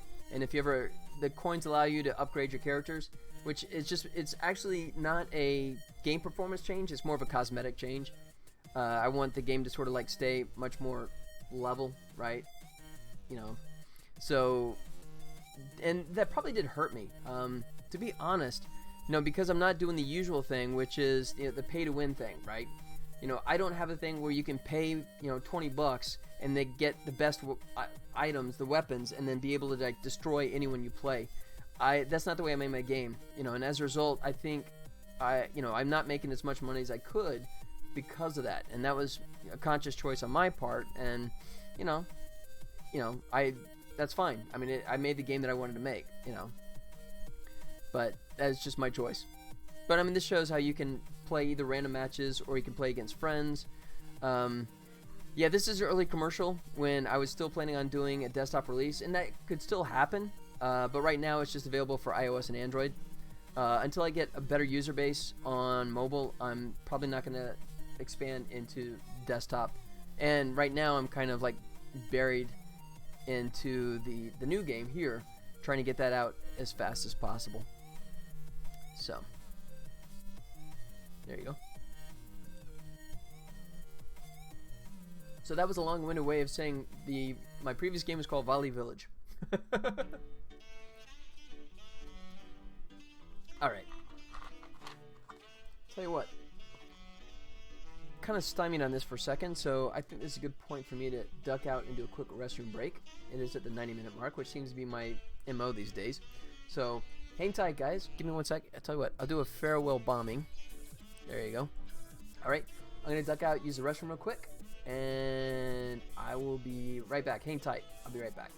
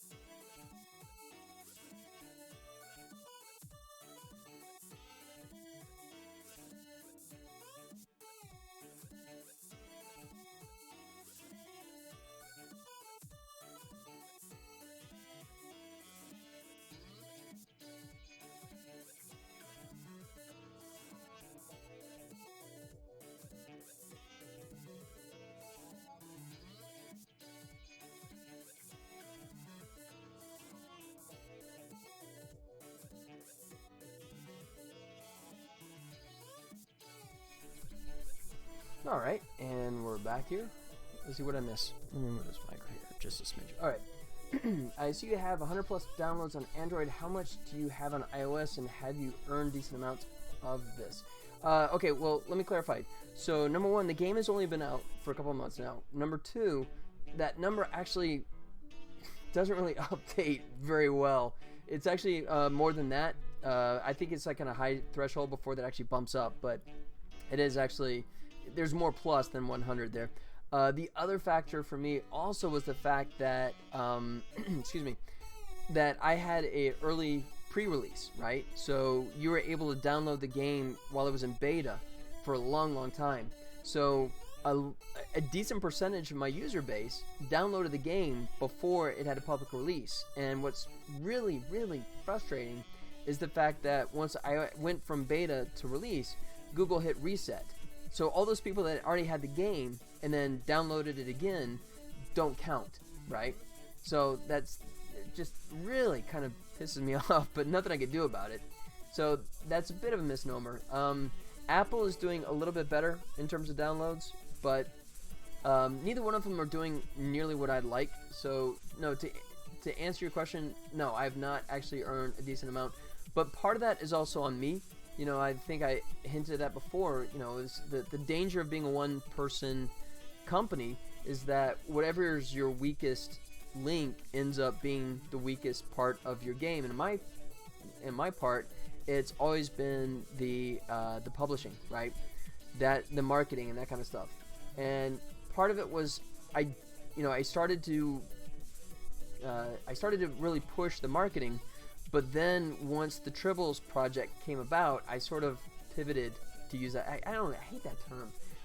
I changed gears and went primarily to work on Tribbles because this one has so much potential with a built-in audience that I was eager to get started on that. So a lot of it is my fault for not working as hard on getting Valley Village out there and exposed as well as I should have. You know, I mean, the good news is the people that download it and play it are still enjoying it, but it's not good numbers. It's not where it should be. But that's one of the things that once I finish Tribbles, I hope to revisit Valley Village and, you know, work on that some more and get those numbers back up to where they should be. So there you go. There is a long story. Nice little long-winded explanation. Let's go. All right. So I hope that answers that. All right. So let me see if I can do that with that. No, I'll leave that. I'll leave that for the moment. Okay. So now I got to figure out why. Let's see. So let me take all these guys and zero them out. Like so. I heard it's better to start with mobile games and switch to PC. Then is that true? The answer is yes. No. No, dude. I enjoy talking about this stuff. You're not bothering me at all. No, I'm happy to share. If I can answer the question, I will answer it. But as I was starting to say, the answer is definitely yes. No. There's benefits and, you know, catches to both, right? The benefit to mobile is that everyone has a cell phone these days, right? So you have a massive, humongous market potential, right? But the problem is you also have a lot more competition. You know, there's upwards of 1,000 games a day that are being released into the store, whatever that number is. I think it's actually come down a little bit, but there's still hundreds of games every day that get released, right? So you're competing with all these new games, you know, so it's just trying to have your game get attention and not get buried in a wave of other games is hard. The PC, on the other side, there's not nearly as many games that get released, but now you're dealing with the problem of, well, there's not as many PC users as there are, you know, mobile phone users, and on top of that, you know, you also, now you're dealing with, you know, everything you do is going to be compared to, well, it doesn't look like, you know, it doesn't look like Fortnite, you know, it doesn't look like, you know, TF2, right? I mean, you are automatically going to be compared to all the top-notch games out there, right? So the nice thing about mobile is that you don't necessarily have to have a game that looks like it's some AAA beautiful creation, right? But as soon as you start making a PC game, you know, the first thing you're going to say is like, oh, well, it doesn't look like Call of Duty, you know? So it is kind of a scary challenge, right? I think on the PC side to not sort of take a hit in terms of comparisons. So there's pluses and minuses to both. So the short answer is either one is going to be a challenge, I think. Neither one of them is a perfect fit. So he's doing that, but then I'm still not getting... Gremlins in Game did a follow. Gremlins in Game, thank you so much. Appreciate that. Welcome. Sneaking in the background there. Whoa, my drink's exploding. Hold on. Thanks. Let's do a celebratory bombing raid. There you go. To celebrate the follow there. Thank you so much. Another follow. That's awesome. So, yeah, I think that, okay. I hope that answers the question for you. But it's just in my own personal thing. For me, the mobile game has been sort of an easier target, I guess, because when I started my first game, I released 9 years ago, right? It was easier to make a game that you could sell, right, in a much smaller market, and I actually did pretty well in my first game, you know. And it's just one of those things that it's sort of like the gambler that has one good night, right, and then doesn't have good nights necessarily after that, but he keeps playing because he knows he's due for that big hit, you know. And it's just being a one-person team, you know, with an occasional help from outsiders. It's just, I think mobile is still much more viable to me because I can make a game that doesn't look like a high-end PC game, but still looks pretty, you know. So that's kind of why I've stuck with, you know, the mobile stuff in the meantime. You ever do a battle royale with stream avatars? I have not. You can do that? I know some people have like challenged people, right, and like attacked them, but I didn't know is there like a command that does that? It's so terrible. I put it up there and I neglect it so much.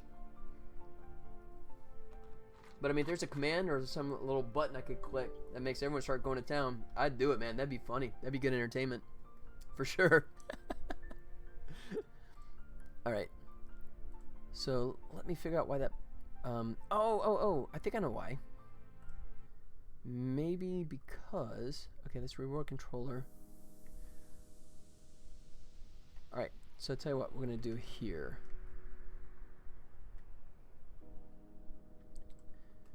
Okay, so platforms,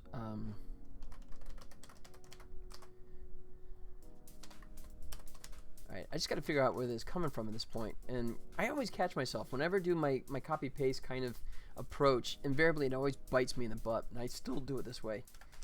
So let's get game object name and figure out who the heck this is. I mean, I know who it should be, but I don't know, excuse me, why it's not. Do rotate. Alright, let's try this again.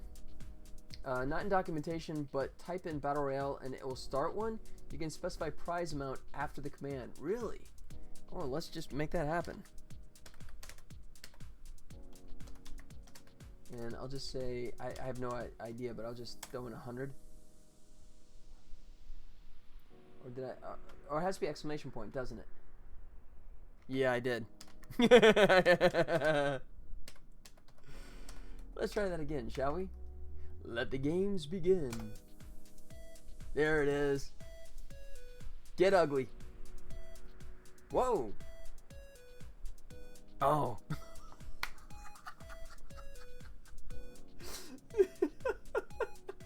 Oh, that is too funny. I had no clue. Oh, that's fantastic. I love it. I love it. Oh, and pieces go flying.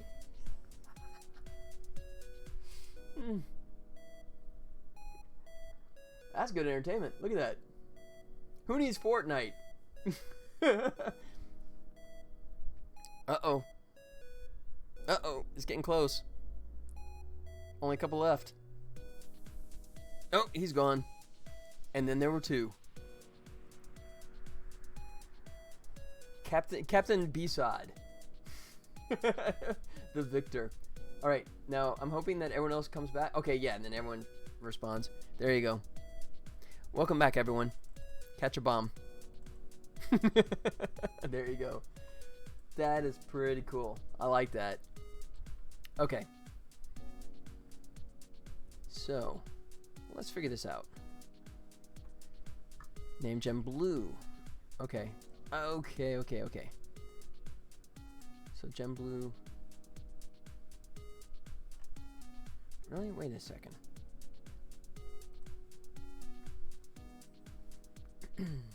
Oh yeah, there you go. Gremlins in game. That just showed up there in the text. Thanks for the follow, man. I appreciate that. Thank you so much. So wait, it's talking like reward controllers attached to that, but it's not. Can't be. Oh, okay, the real. Oh, wait. God, I haven't touched this in a while, obviously. Alright. But then if I bring the other one back, let me just look at my QTC. Collectibles. Hanging.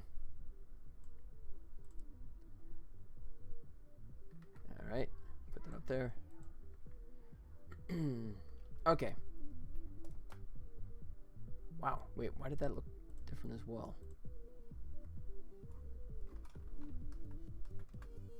Don't tell me I broke both of them. I did. Well, crap. That's not good.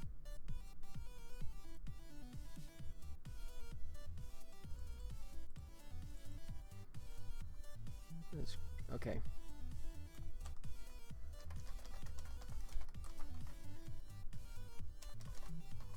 Collecting now. Let's see if that shows up, which I'm sure it won't since it's not physically doing it. So my guess is that's not actually going to get kicked off. Yeah. Okay, good. So. Oh, I think I know what happened. Okay, I got sidetracked, didn't I? I never saved that. Okay. That was it. So I got bogged down in this, and I totally left off where I actually was, right? That's it.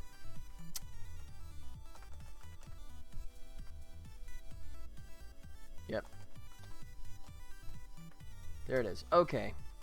Now we can make this work again. So we say case, and then if it's blue gem blue, QTC,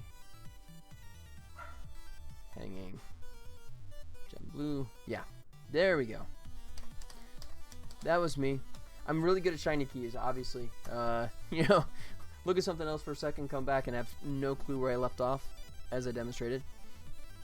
Alright, so I need to add some gem information, but I'll come back to that. So, then I'll add a new field here. So I'm going to say collect gem group.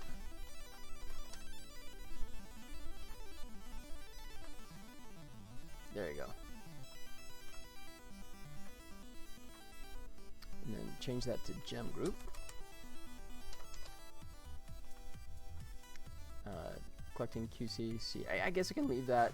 Yeah, I'm using the same script. I recycled the script, so I'll just leave that like it is. Oh. You happy now? Okay. There we go. Okay.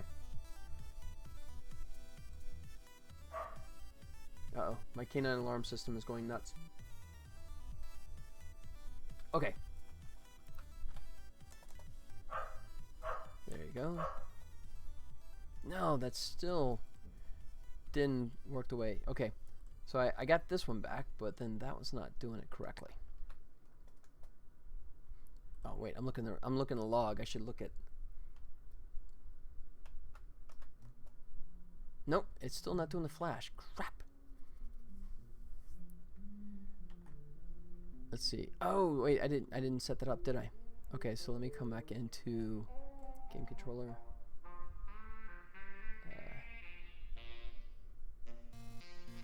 There it is. So, and then collect gems. There. Okay.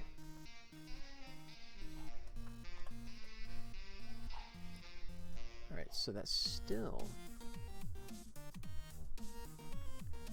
All right. To see.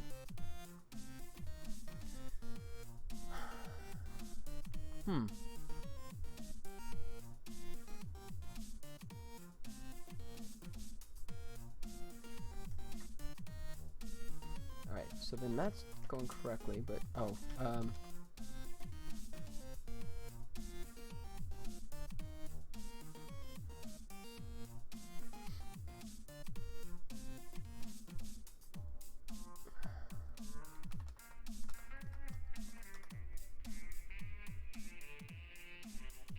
yeah, that's where I was messing up. Okay. So then what do I have put this other one here. Oh, okay. I just needed I collected item. I'm going to change that right now. Make that more generic.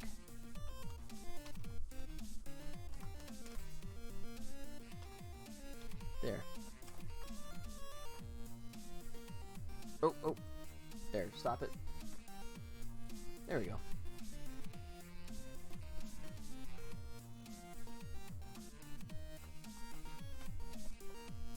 Oh, still not.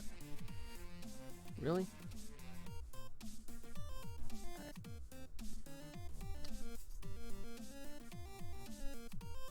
Collision name. What? Really? Your collision name isn't? That can't be right.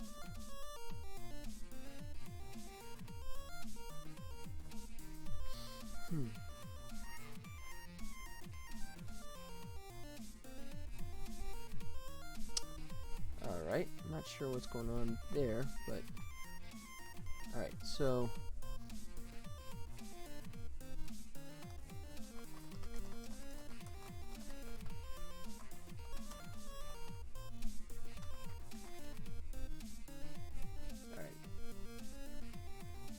I thought it'd be easy just to switch it in, just kind of divide it out to work for both, but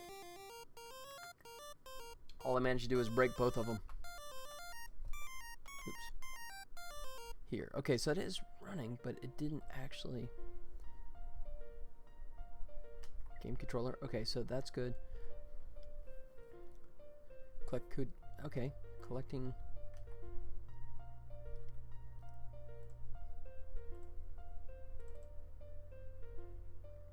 And then collecting now isn't happening. Crap.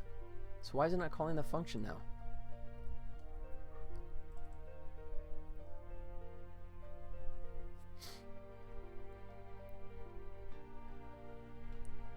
Okay. How about this? Hit, and then we'll say hit object name. Maybe that's got to be the culprit. Something to do with the naming I did wrong there.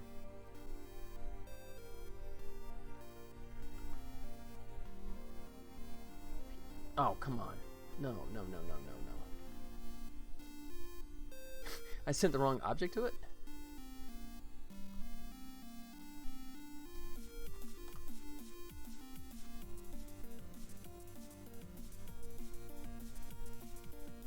Reward control. Oh, okay.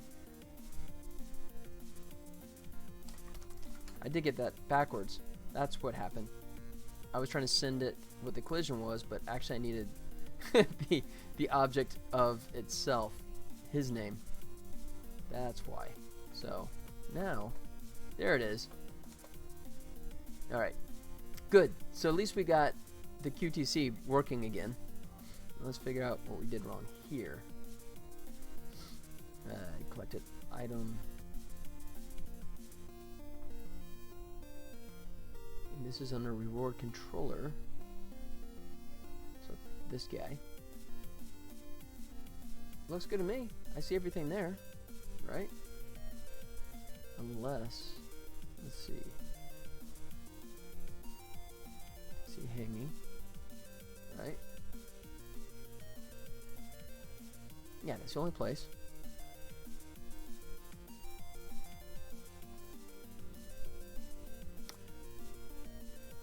Unless it's not finding game controller? Nah, that can't be right.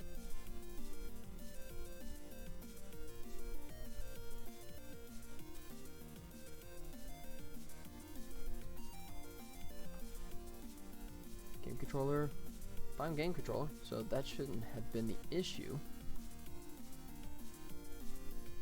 Game object transform position.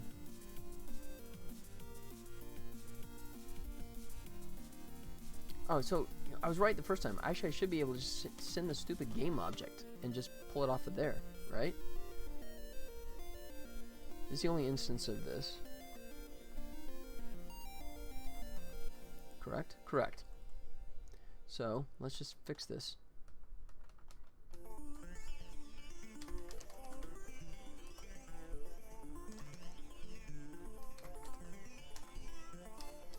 There. Game object name.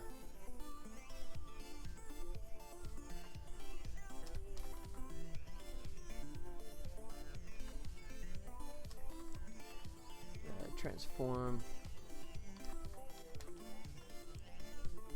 position.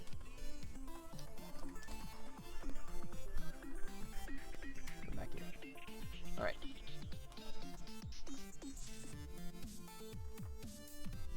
Like that. There we go.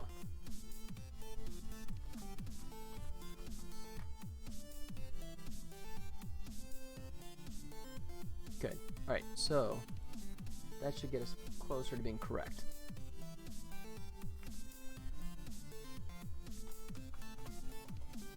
Okay, he works. And he's busted like crap.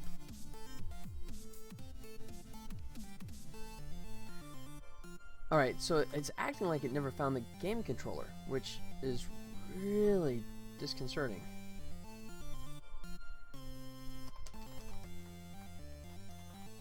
Let's see. Alright, tell you what, just for the fun of it, make it public temporarily. Early, you know what, I'll do this, yeah, I'll do it public. So I can figure out if it does have it or not. Because that's the only thing I could think. It's not telling me which object it's not finding. So let's go here. None. Whoa, okay. So that's bizarre. And here, if we look at him, none. What the heck? So it didn't find it either, but he's not throwing an error.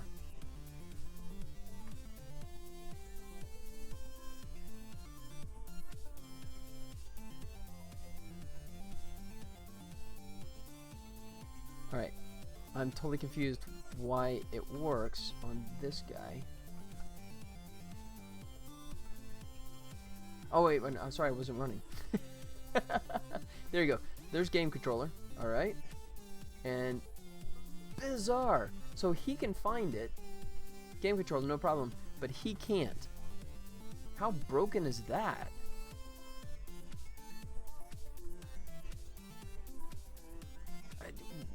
That makes no sense. Literally the same code. One finds the game controller and one can't.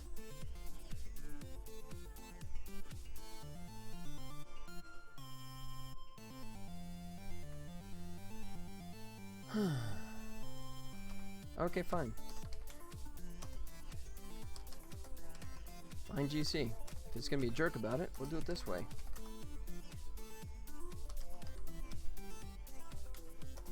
Well, GC equals null.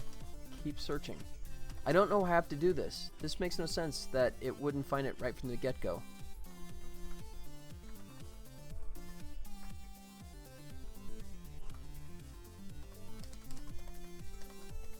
Return null.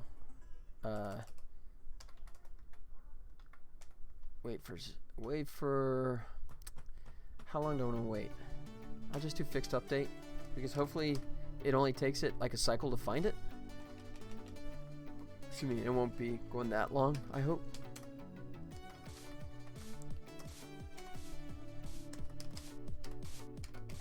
Why do I have to do this? That makes no sense whatsoever. And why are you? Oh, because I can't do a start coroutine in a start? Is that why you're complaining now?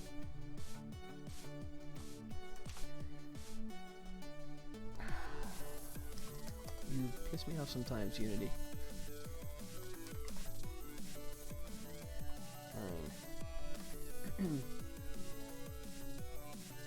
Find GC needs to return enumerator.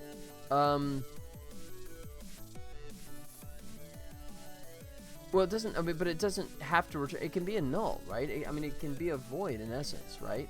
I mean, all I need is the yield. I think it's start that doesn't like that. Let's see.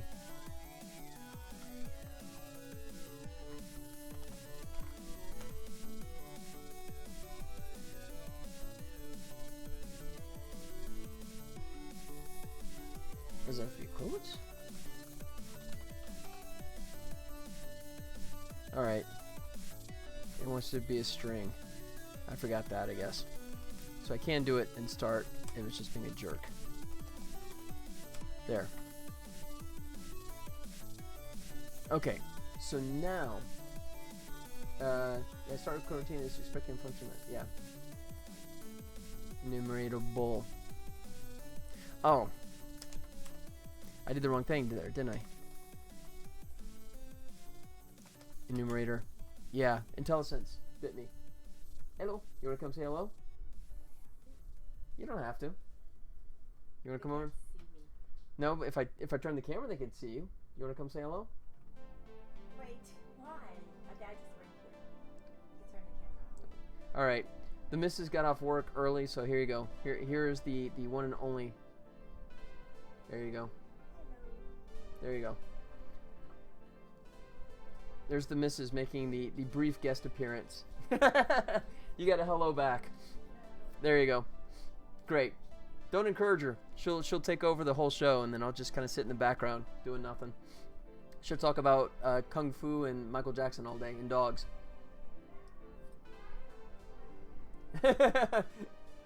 Yeah. Anyways, back to the game. All right, so his numerator. So I was right the first time. It was the IntelliSense that bit me, right? Yeah, that was just the IntelliSense that bit me. Popped up the wrong one. Okay, good.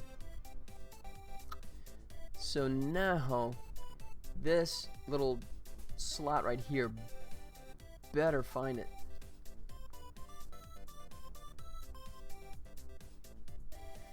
What the heck? Oh, because it's turned off.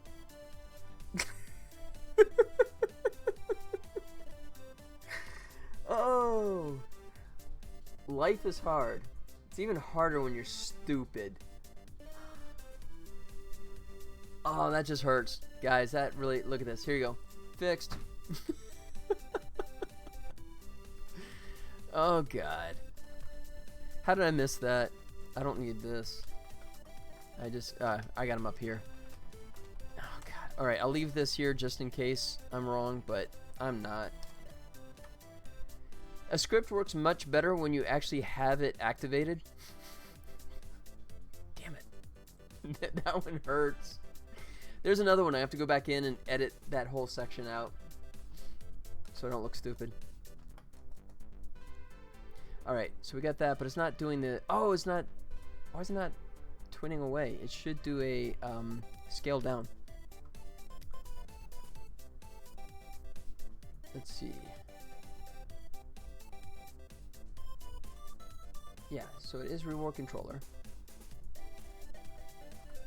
So it's do scale. Game object. Oh, because it's... Oh, got it. Oh, shoot. That's biting me right here. Remember I talked about it before? Where I want to be able to change the root object of a stupid prefab? Because right now I'm doing the scaling on the main object, which is different. So I gotta put it on the top one. Unless, wait. No, he's parented. Okay. If I go like this. Yes, open the stupid freaking prefab. I'm still in my 5.6 land. There. You happy now? Autosave. Jerk.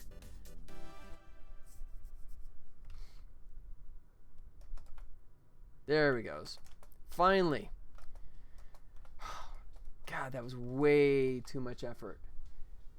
I did recently my Volley Village game, which I was working on for actually a couple of years. Because I started it in 5.6 land, I had no interest in trying to shift midstream up to what was at the time 2017. So yeah, it was kind of a rude awakening going from 5.6 up to 2019. The biggest thing that's still kicking me in the butt is the entire change of prefab behavior, right?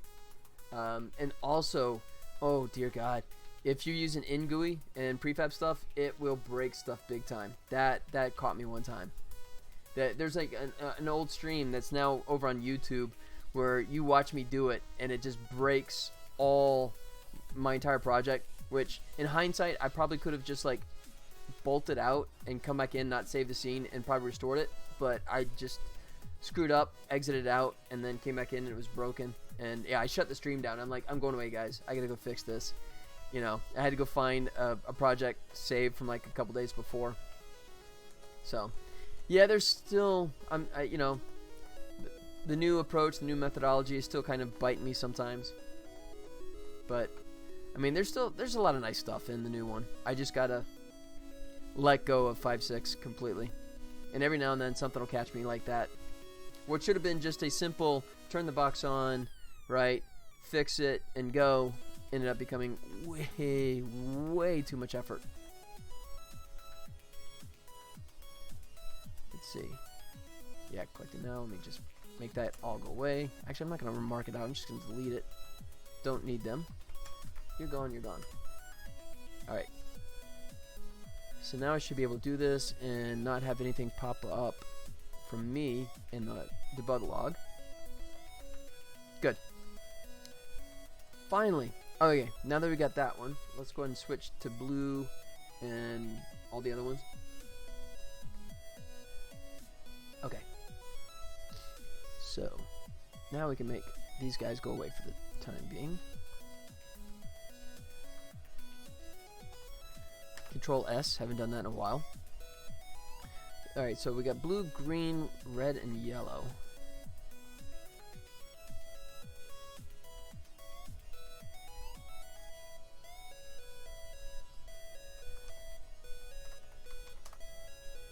Alright, gotta rename all these guys.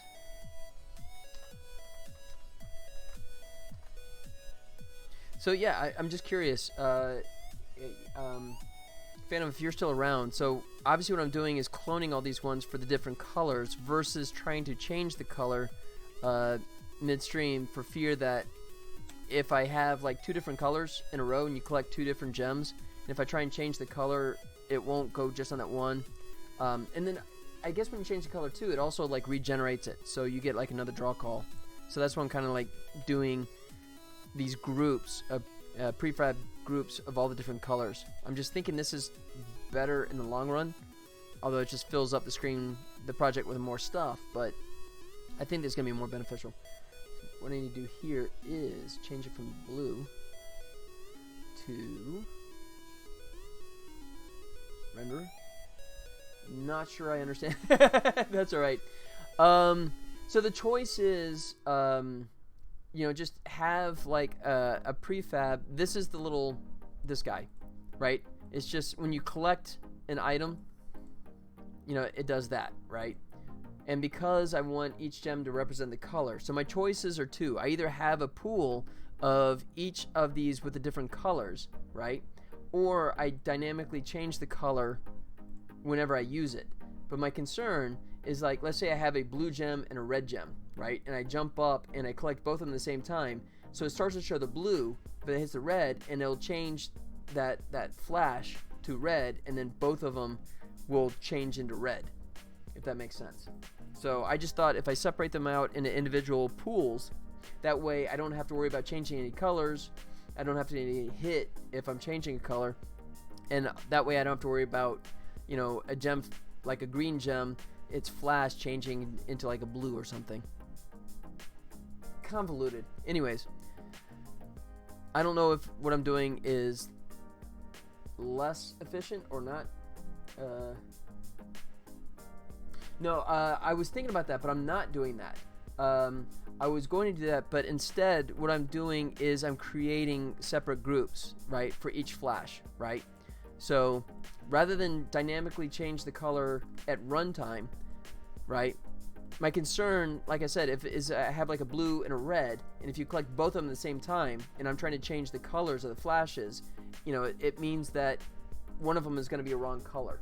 But if I have a pool that all it is that one color, then I know it'll always be correct. And I don't have to worry about changing any color because I've changed it right now, right? The pool is better than... Oh, sweet. I guessed right for a change. Nice. Okay, so the pool is the smarter option. So all I have to do now is come up here and I take my prefab material and go from blue to green, like so. Change this bad boy to green. So rather than do this at runtime, I'm doing it here, right? And then I just come into my pool and I assign all these guys to green. There. So now I have, restart. Now I have my green and now I have my blue, right? That was my mindset. In previous projects I've worked on, each unique VFX had its own pool. Dude, I'm happy. I'm happy the fact that I actually did what the real people do. So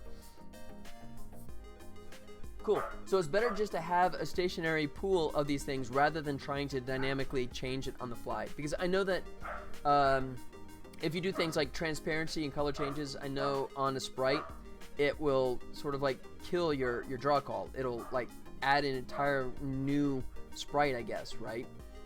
Because I was playing with that with my my Tribble, right?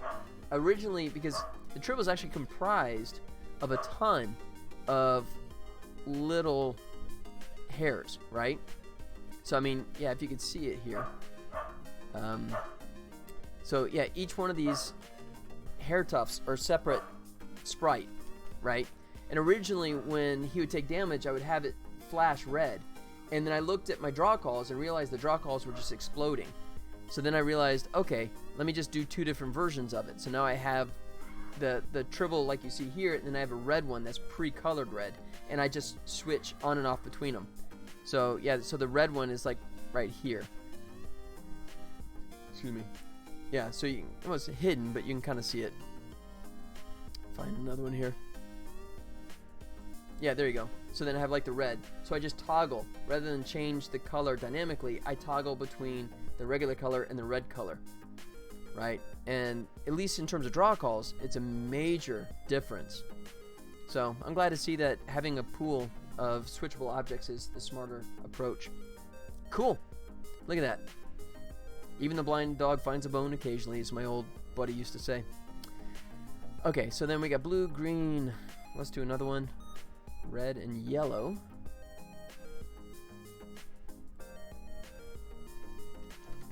So do red.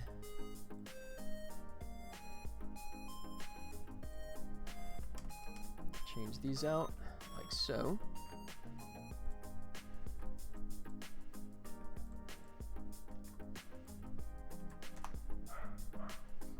Alright, red, and then do this. Red. Make him red. Like so. Alright, come back in here, apply the red.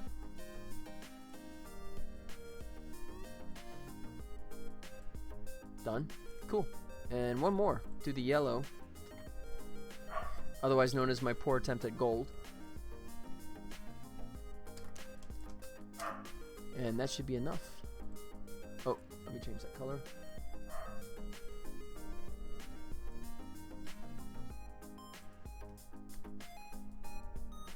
Put them up here.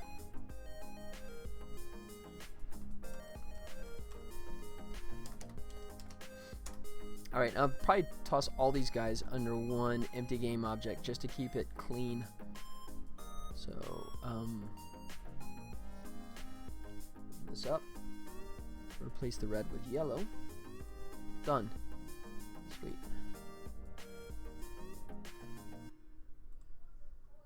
And there's QTC. Good. So let's just go ahead and create an empty game object. Put him at the origin. And then just call this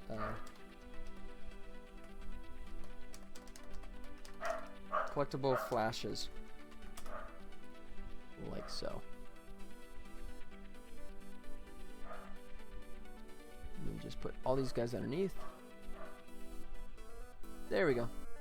Nice and clean. Gotta run. Catch you later.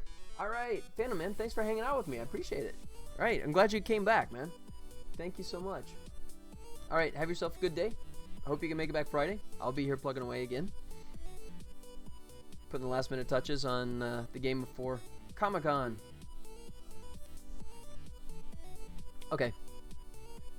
So we got that. So let's go ahead and actually go back in and change our prefabs here. Collectible, gem blue.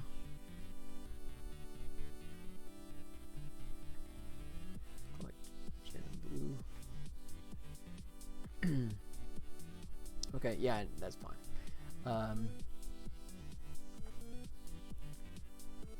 So gem blue. We'll say green, red, and yellow. All right.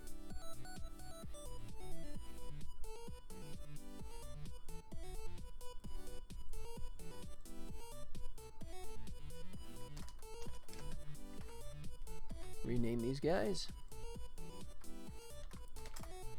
Like that. All right. And then we just switch it out here.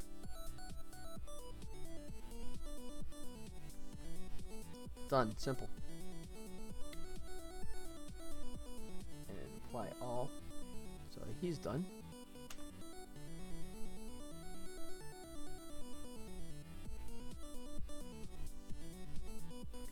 Yellow. Oops. Yep. Let's do red.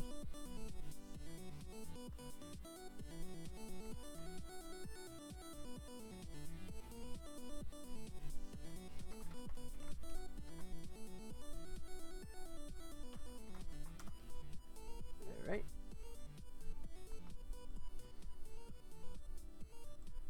Go from blue to red. Blue to red. Apply. Done. Yeah, it actually took a little longer than I thought it would, but blue. Okay. Part of it is because I was making those mistakes. That didn't help. Definitely didn't help. Alright, so collectibles, let's go back. Red is good, yellow, green. Let's fix green, then we're done.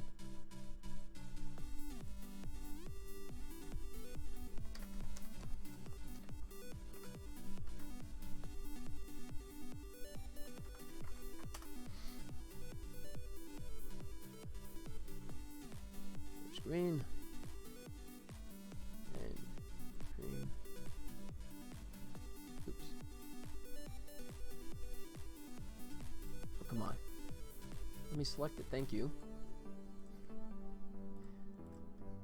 Good. Alright, so now we... Oh, shoot. I actually gotta make sure I'm pointing to the right thing, too, don't I? So let me go back into my prefabs. Start with green.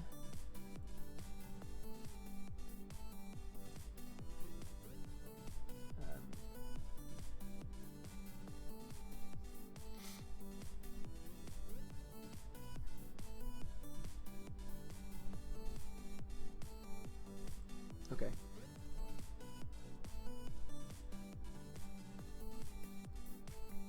Add collected item. So I think I do it in here, right?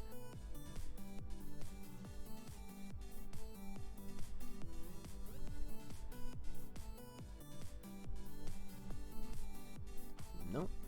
Let's see. Shoot.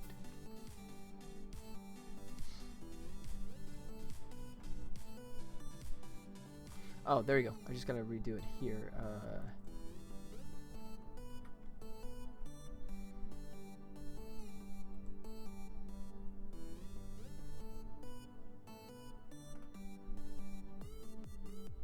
Yeah. And then just all these guys. Blue, green.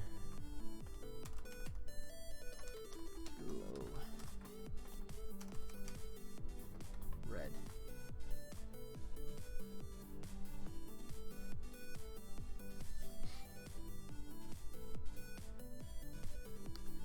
Wait, that's still... Hold on.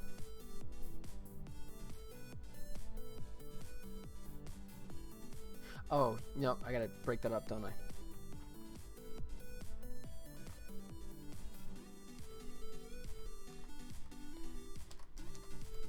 Yeah, I do. I could do as an array, but I'll just leave them as individuals, so it'll just be easier to read.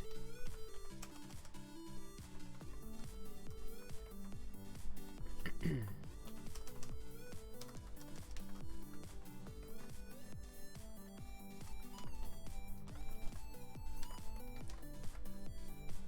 we go. And let me apply those.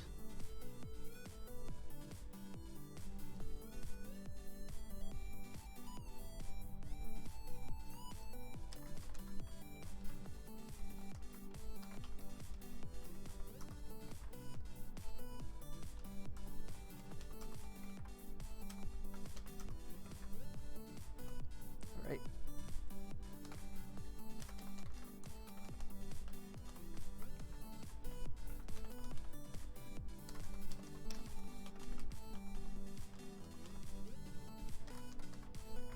Done. Okay, let's get them hooked up and then we're good to go.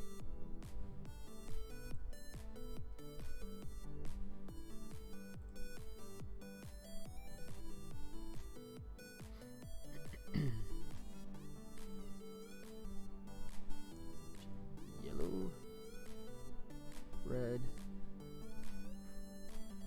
blue,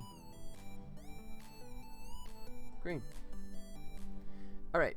So, in theory, if we put all these out there, we should have them do their own little colored sparkle when they get collected. Let's find out.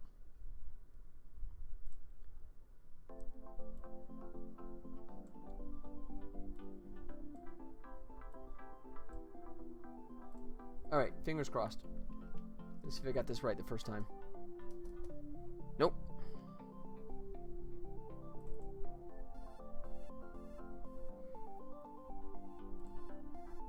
Alright, what's wrong here? Weird, the rewarded script is off again.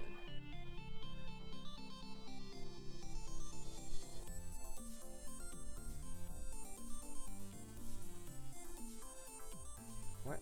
I don't remember turning that off. How did I miss that? Apply.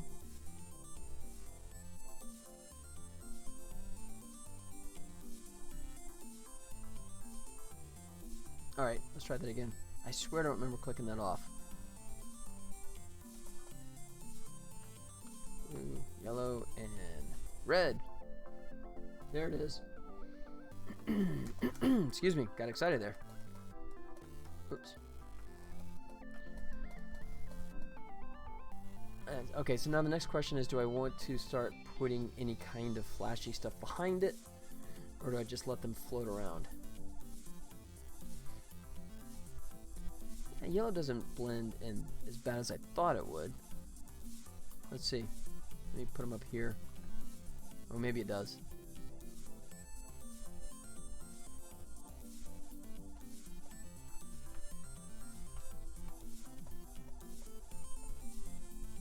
Oh, that's why I did the alt. I did the alt for the layering. I forgot about that. So the gem goes behind him, and it goes behind the platform, but then when you collect it, I turn on the alt and it goes on top of everything.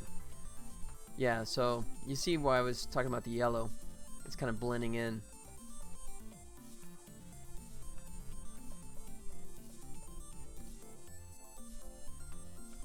Yeah.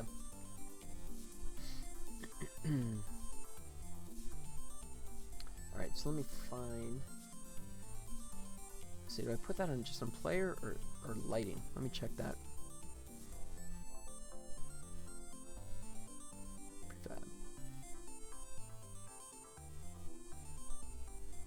Oops.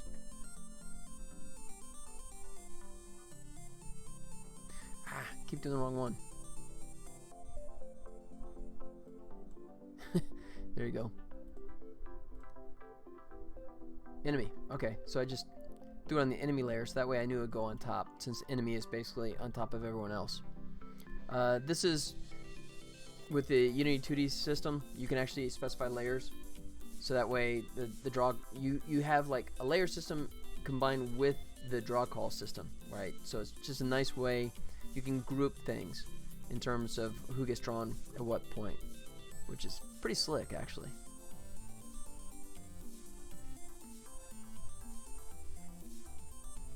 Alright, so I switch all these to enemy, put it 0, yeah, put it 10, just make sure they're completely on top of everything. Alright, can I do these all at the same time? Oh, that's cool. I didn't know I could do that all at the same time like that. That's pretty cool.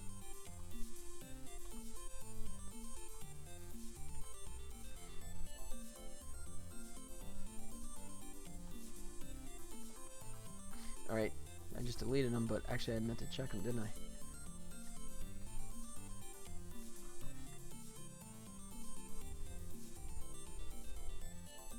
Yeah, I just want to make sure that when they spin and shrink that they're on top.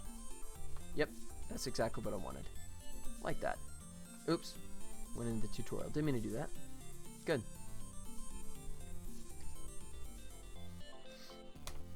Alright, gotta be honest, that took a lot longer than I thought it would. But, done now. Where are we at? 525. I may actually sort of, rather than jumping in and start dropping them into levels, I may cut this short and just kind of bow out at 5:30. Unless someone else has something specific to talk about. Yeah, because I'm still not sold on the idea I'm going to put the gems in right before I do the demo here in another 2 weeks. So I may leave those out and worry about them after Comic-Con and put those in after the fact. And if I do that, I mean, it's nice that I have them wired up and working, but I may wait. So if I knock that one out, there's really not much at the moment that I can tackle, especially in just a half hour. So, in that case, stretch myself out there for a second and maybe do one more bombing raid here. There you go. And I think I might widen down here. I'm not going to stop working. I'm just going to basically work on something else here. Yeah. Probably actually get to work on that press list where I kind of like email everyone and beg them to come talk about my game at Comic-Con. Man. I tell you, man. Doing the work of 10 people. Feels like you're doing the work of 10 people. Wait. Yeah. Yep, alright, I'm gonna wind down here. I think this is a good cutoff point. The gems did take longer than I wanted, but they are done now. So, yeah, unless anyone has anything else they want to add, I think I may cut it off here. But that was good. That was a good stream. I appreciate the conversations, everyone that was chiming in. Had a few new follows in there as well. Yeah, Runes, if you're still around, man, good luck. I hope you come hang out again and tell me the progress. I hope you actually start pursuing it, because it is a ton of fun, man. I really do love the game dev stuff. This is absolutely, you know, if I could get paid doing this, then I'm all set. You know, then it's definitely a dream. But that's it. I think I'm gonna go ahead and cut it off there. So, what else? Anything else? I guess I should go ahead and do one more pimping of the Discord channel. So let me do that one more time. Kind of the only thing when I started doing the stream originally, I was like throwing out a ton of links, but I'm more interested in just kind of pushing Discord at this point. I guess I could do a little bit more, so. But there you go. If you want to hang out, say hello to me. Best place to reach me is the Discord channel. I'm always pretty much accessible there, and happy to chat there. Aside from that, let's see what else we got. Yeah, there you go. If you want to check out the other games that I've done in the past, this of course is game number 7 for me, but head over to my website, Scary Robot. You can check out some of my previous games. And anything else I want to pimp? I guess that's pretty much it. If you want to check out some of the older videos, I know that Twitch only hangs on to the videos for a short amount of time. If you're curious to check out something I worked on previously, just head over to my YouTube channel and you can check out some of the older videos. I migrate them all over from Twitch over onto YouTube eventually. So if you want to go look at whatever, for whatever reason, you know, when I was doing this back in October or last week, whatever you want, head over to YouTube. You know, follow me over there too if you want to. But yeah, I think that's gonna be it. I think that is plenty. There you go. Alright guys, I will wrap it up there. Thank you so much for everyone that was hanging out with me today. Even those that were lurking in the background, wherever you are. Thanks for joining me. Thanks for hanging out. Definitely makes this more enjoyable. And yeah, don't worry about like distracting me. It is not a distraction, man. Hey, Real Dundee, look at that. Comes in the last minute with a follow. Thank you so much for the... I appreciate that. Thank you for coming out of nowhere. Real Dundee, thanks for the follow. Thank you so much. But yeah, so I do this Monday, Wednesday, and Friday beginning at 3 p.m. Pacific Standard Time. That is when I start the stream. Normally go to around 6 unless I'm kind of light on something to work on, and then I kind of wrap up a little earlier. But yeah, I'm going to keep doing it for at least another week, and then I will have to gear up for Comic-Con, so I will have to shut down early. I'm still toying with the idea of actually doing a live brief stream from Comic-Con at my booth, so you guys can check out the big Tribble display that I'll have set up there. I have to do the math and figure out if it's worth the effort, but you may see me do that. I'll broadcast on Discord if I'm going to do that. So if you're curious to see what it's like to run a booth at San Diego Comic-Con with 145,000 people milling about, join my Discord. Please join my Discord, and I promise I will post on there and let you guys know when it's going to happen. And you guys can see what is the madness that is San Diego Comic-Con. But that's still a little ways away. So in the meantime, you guys take care of yourselves, and I hope to see you back again on Friday. Alright? Take care, folks. Adios.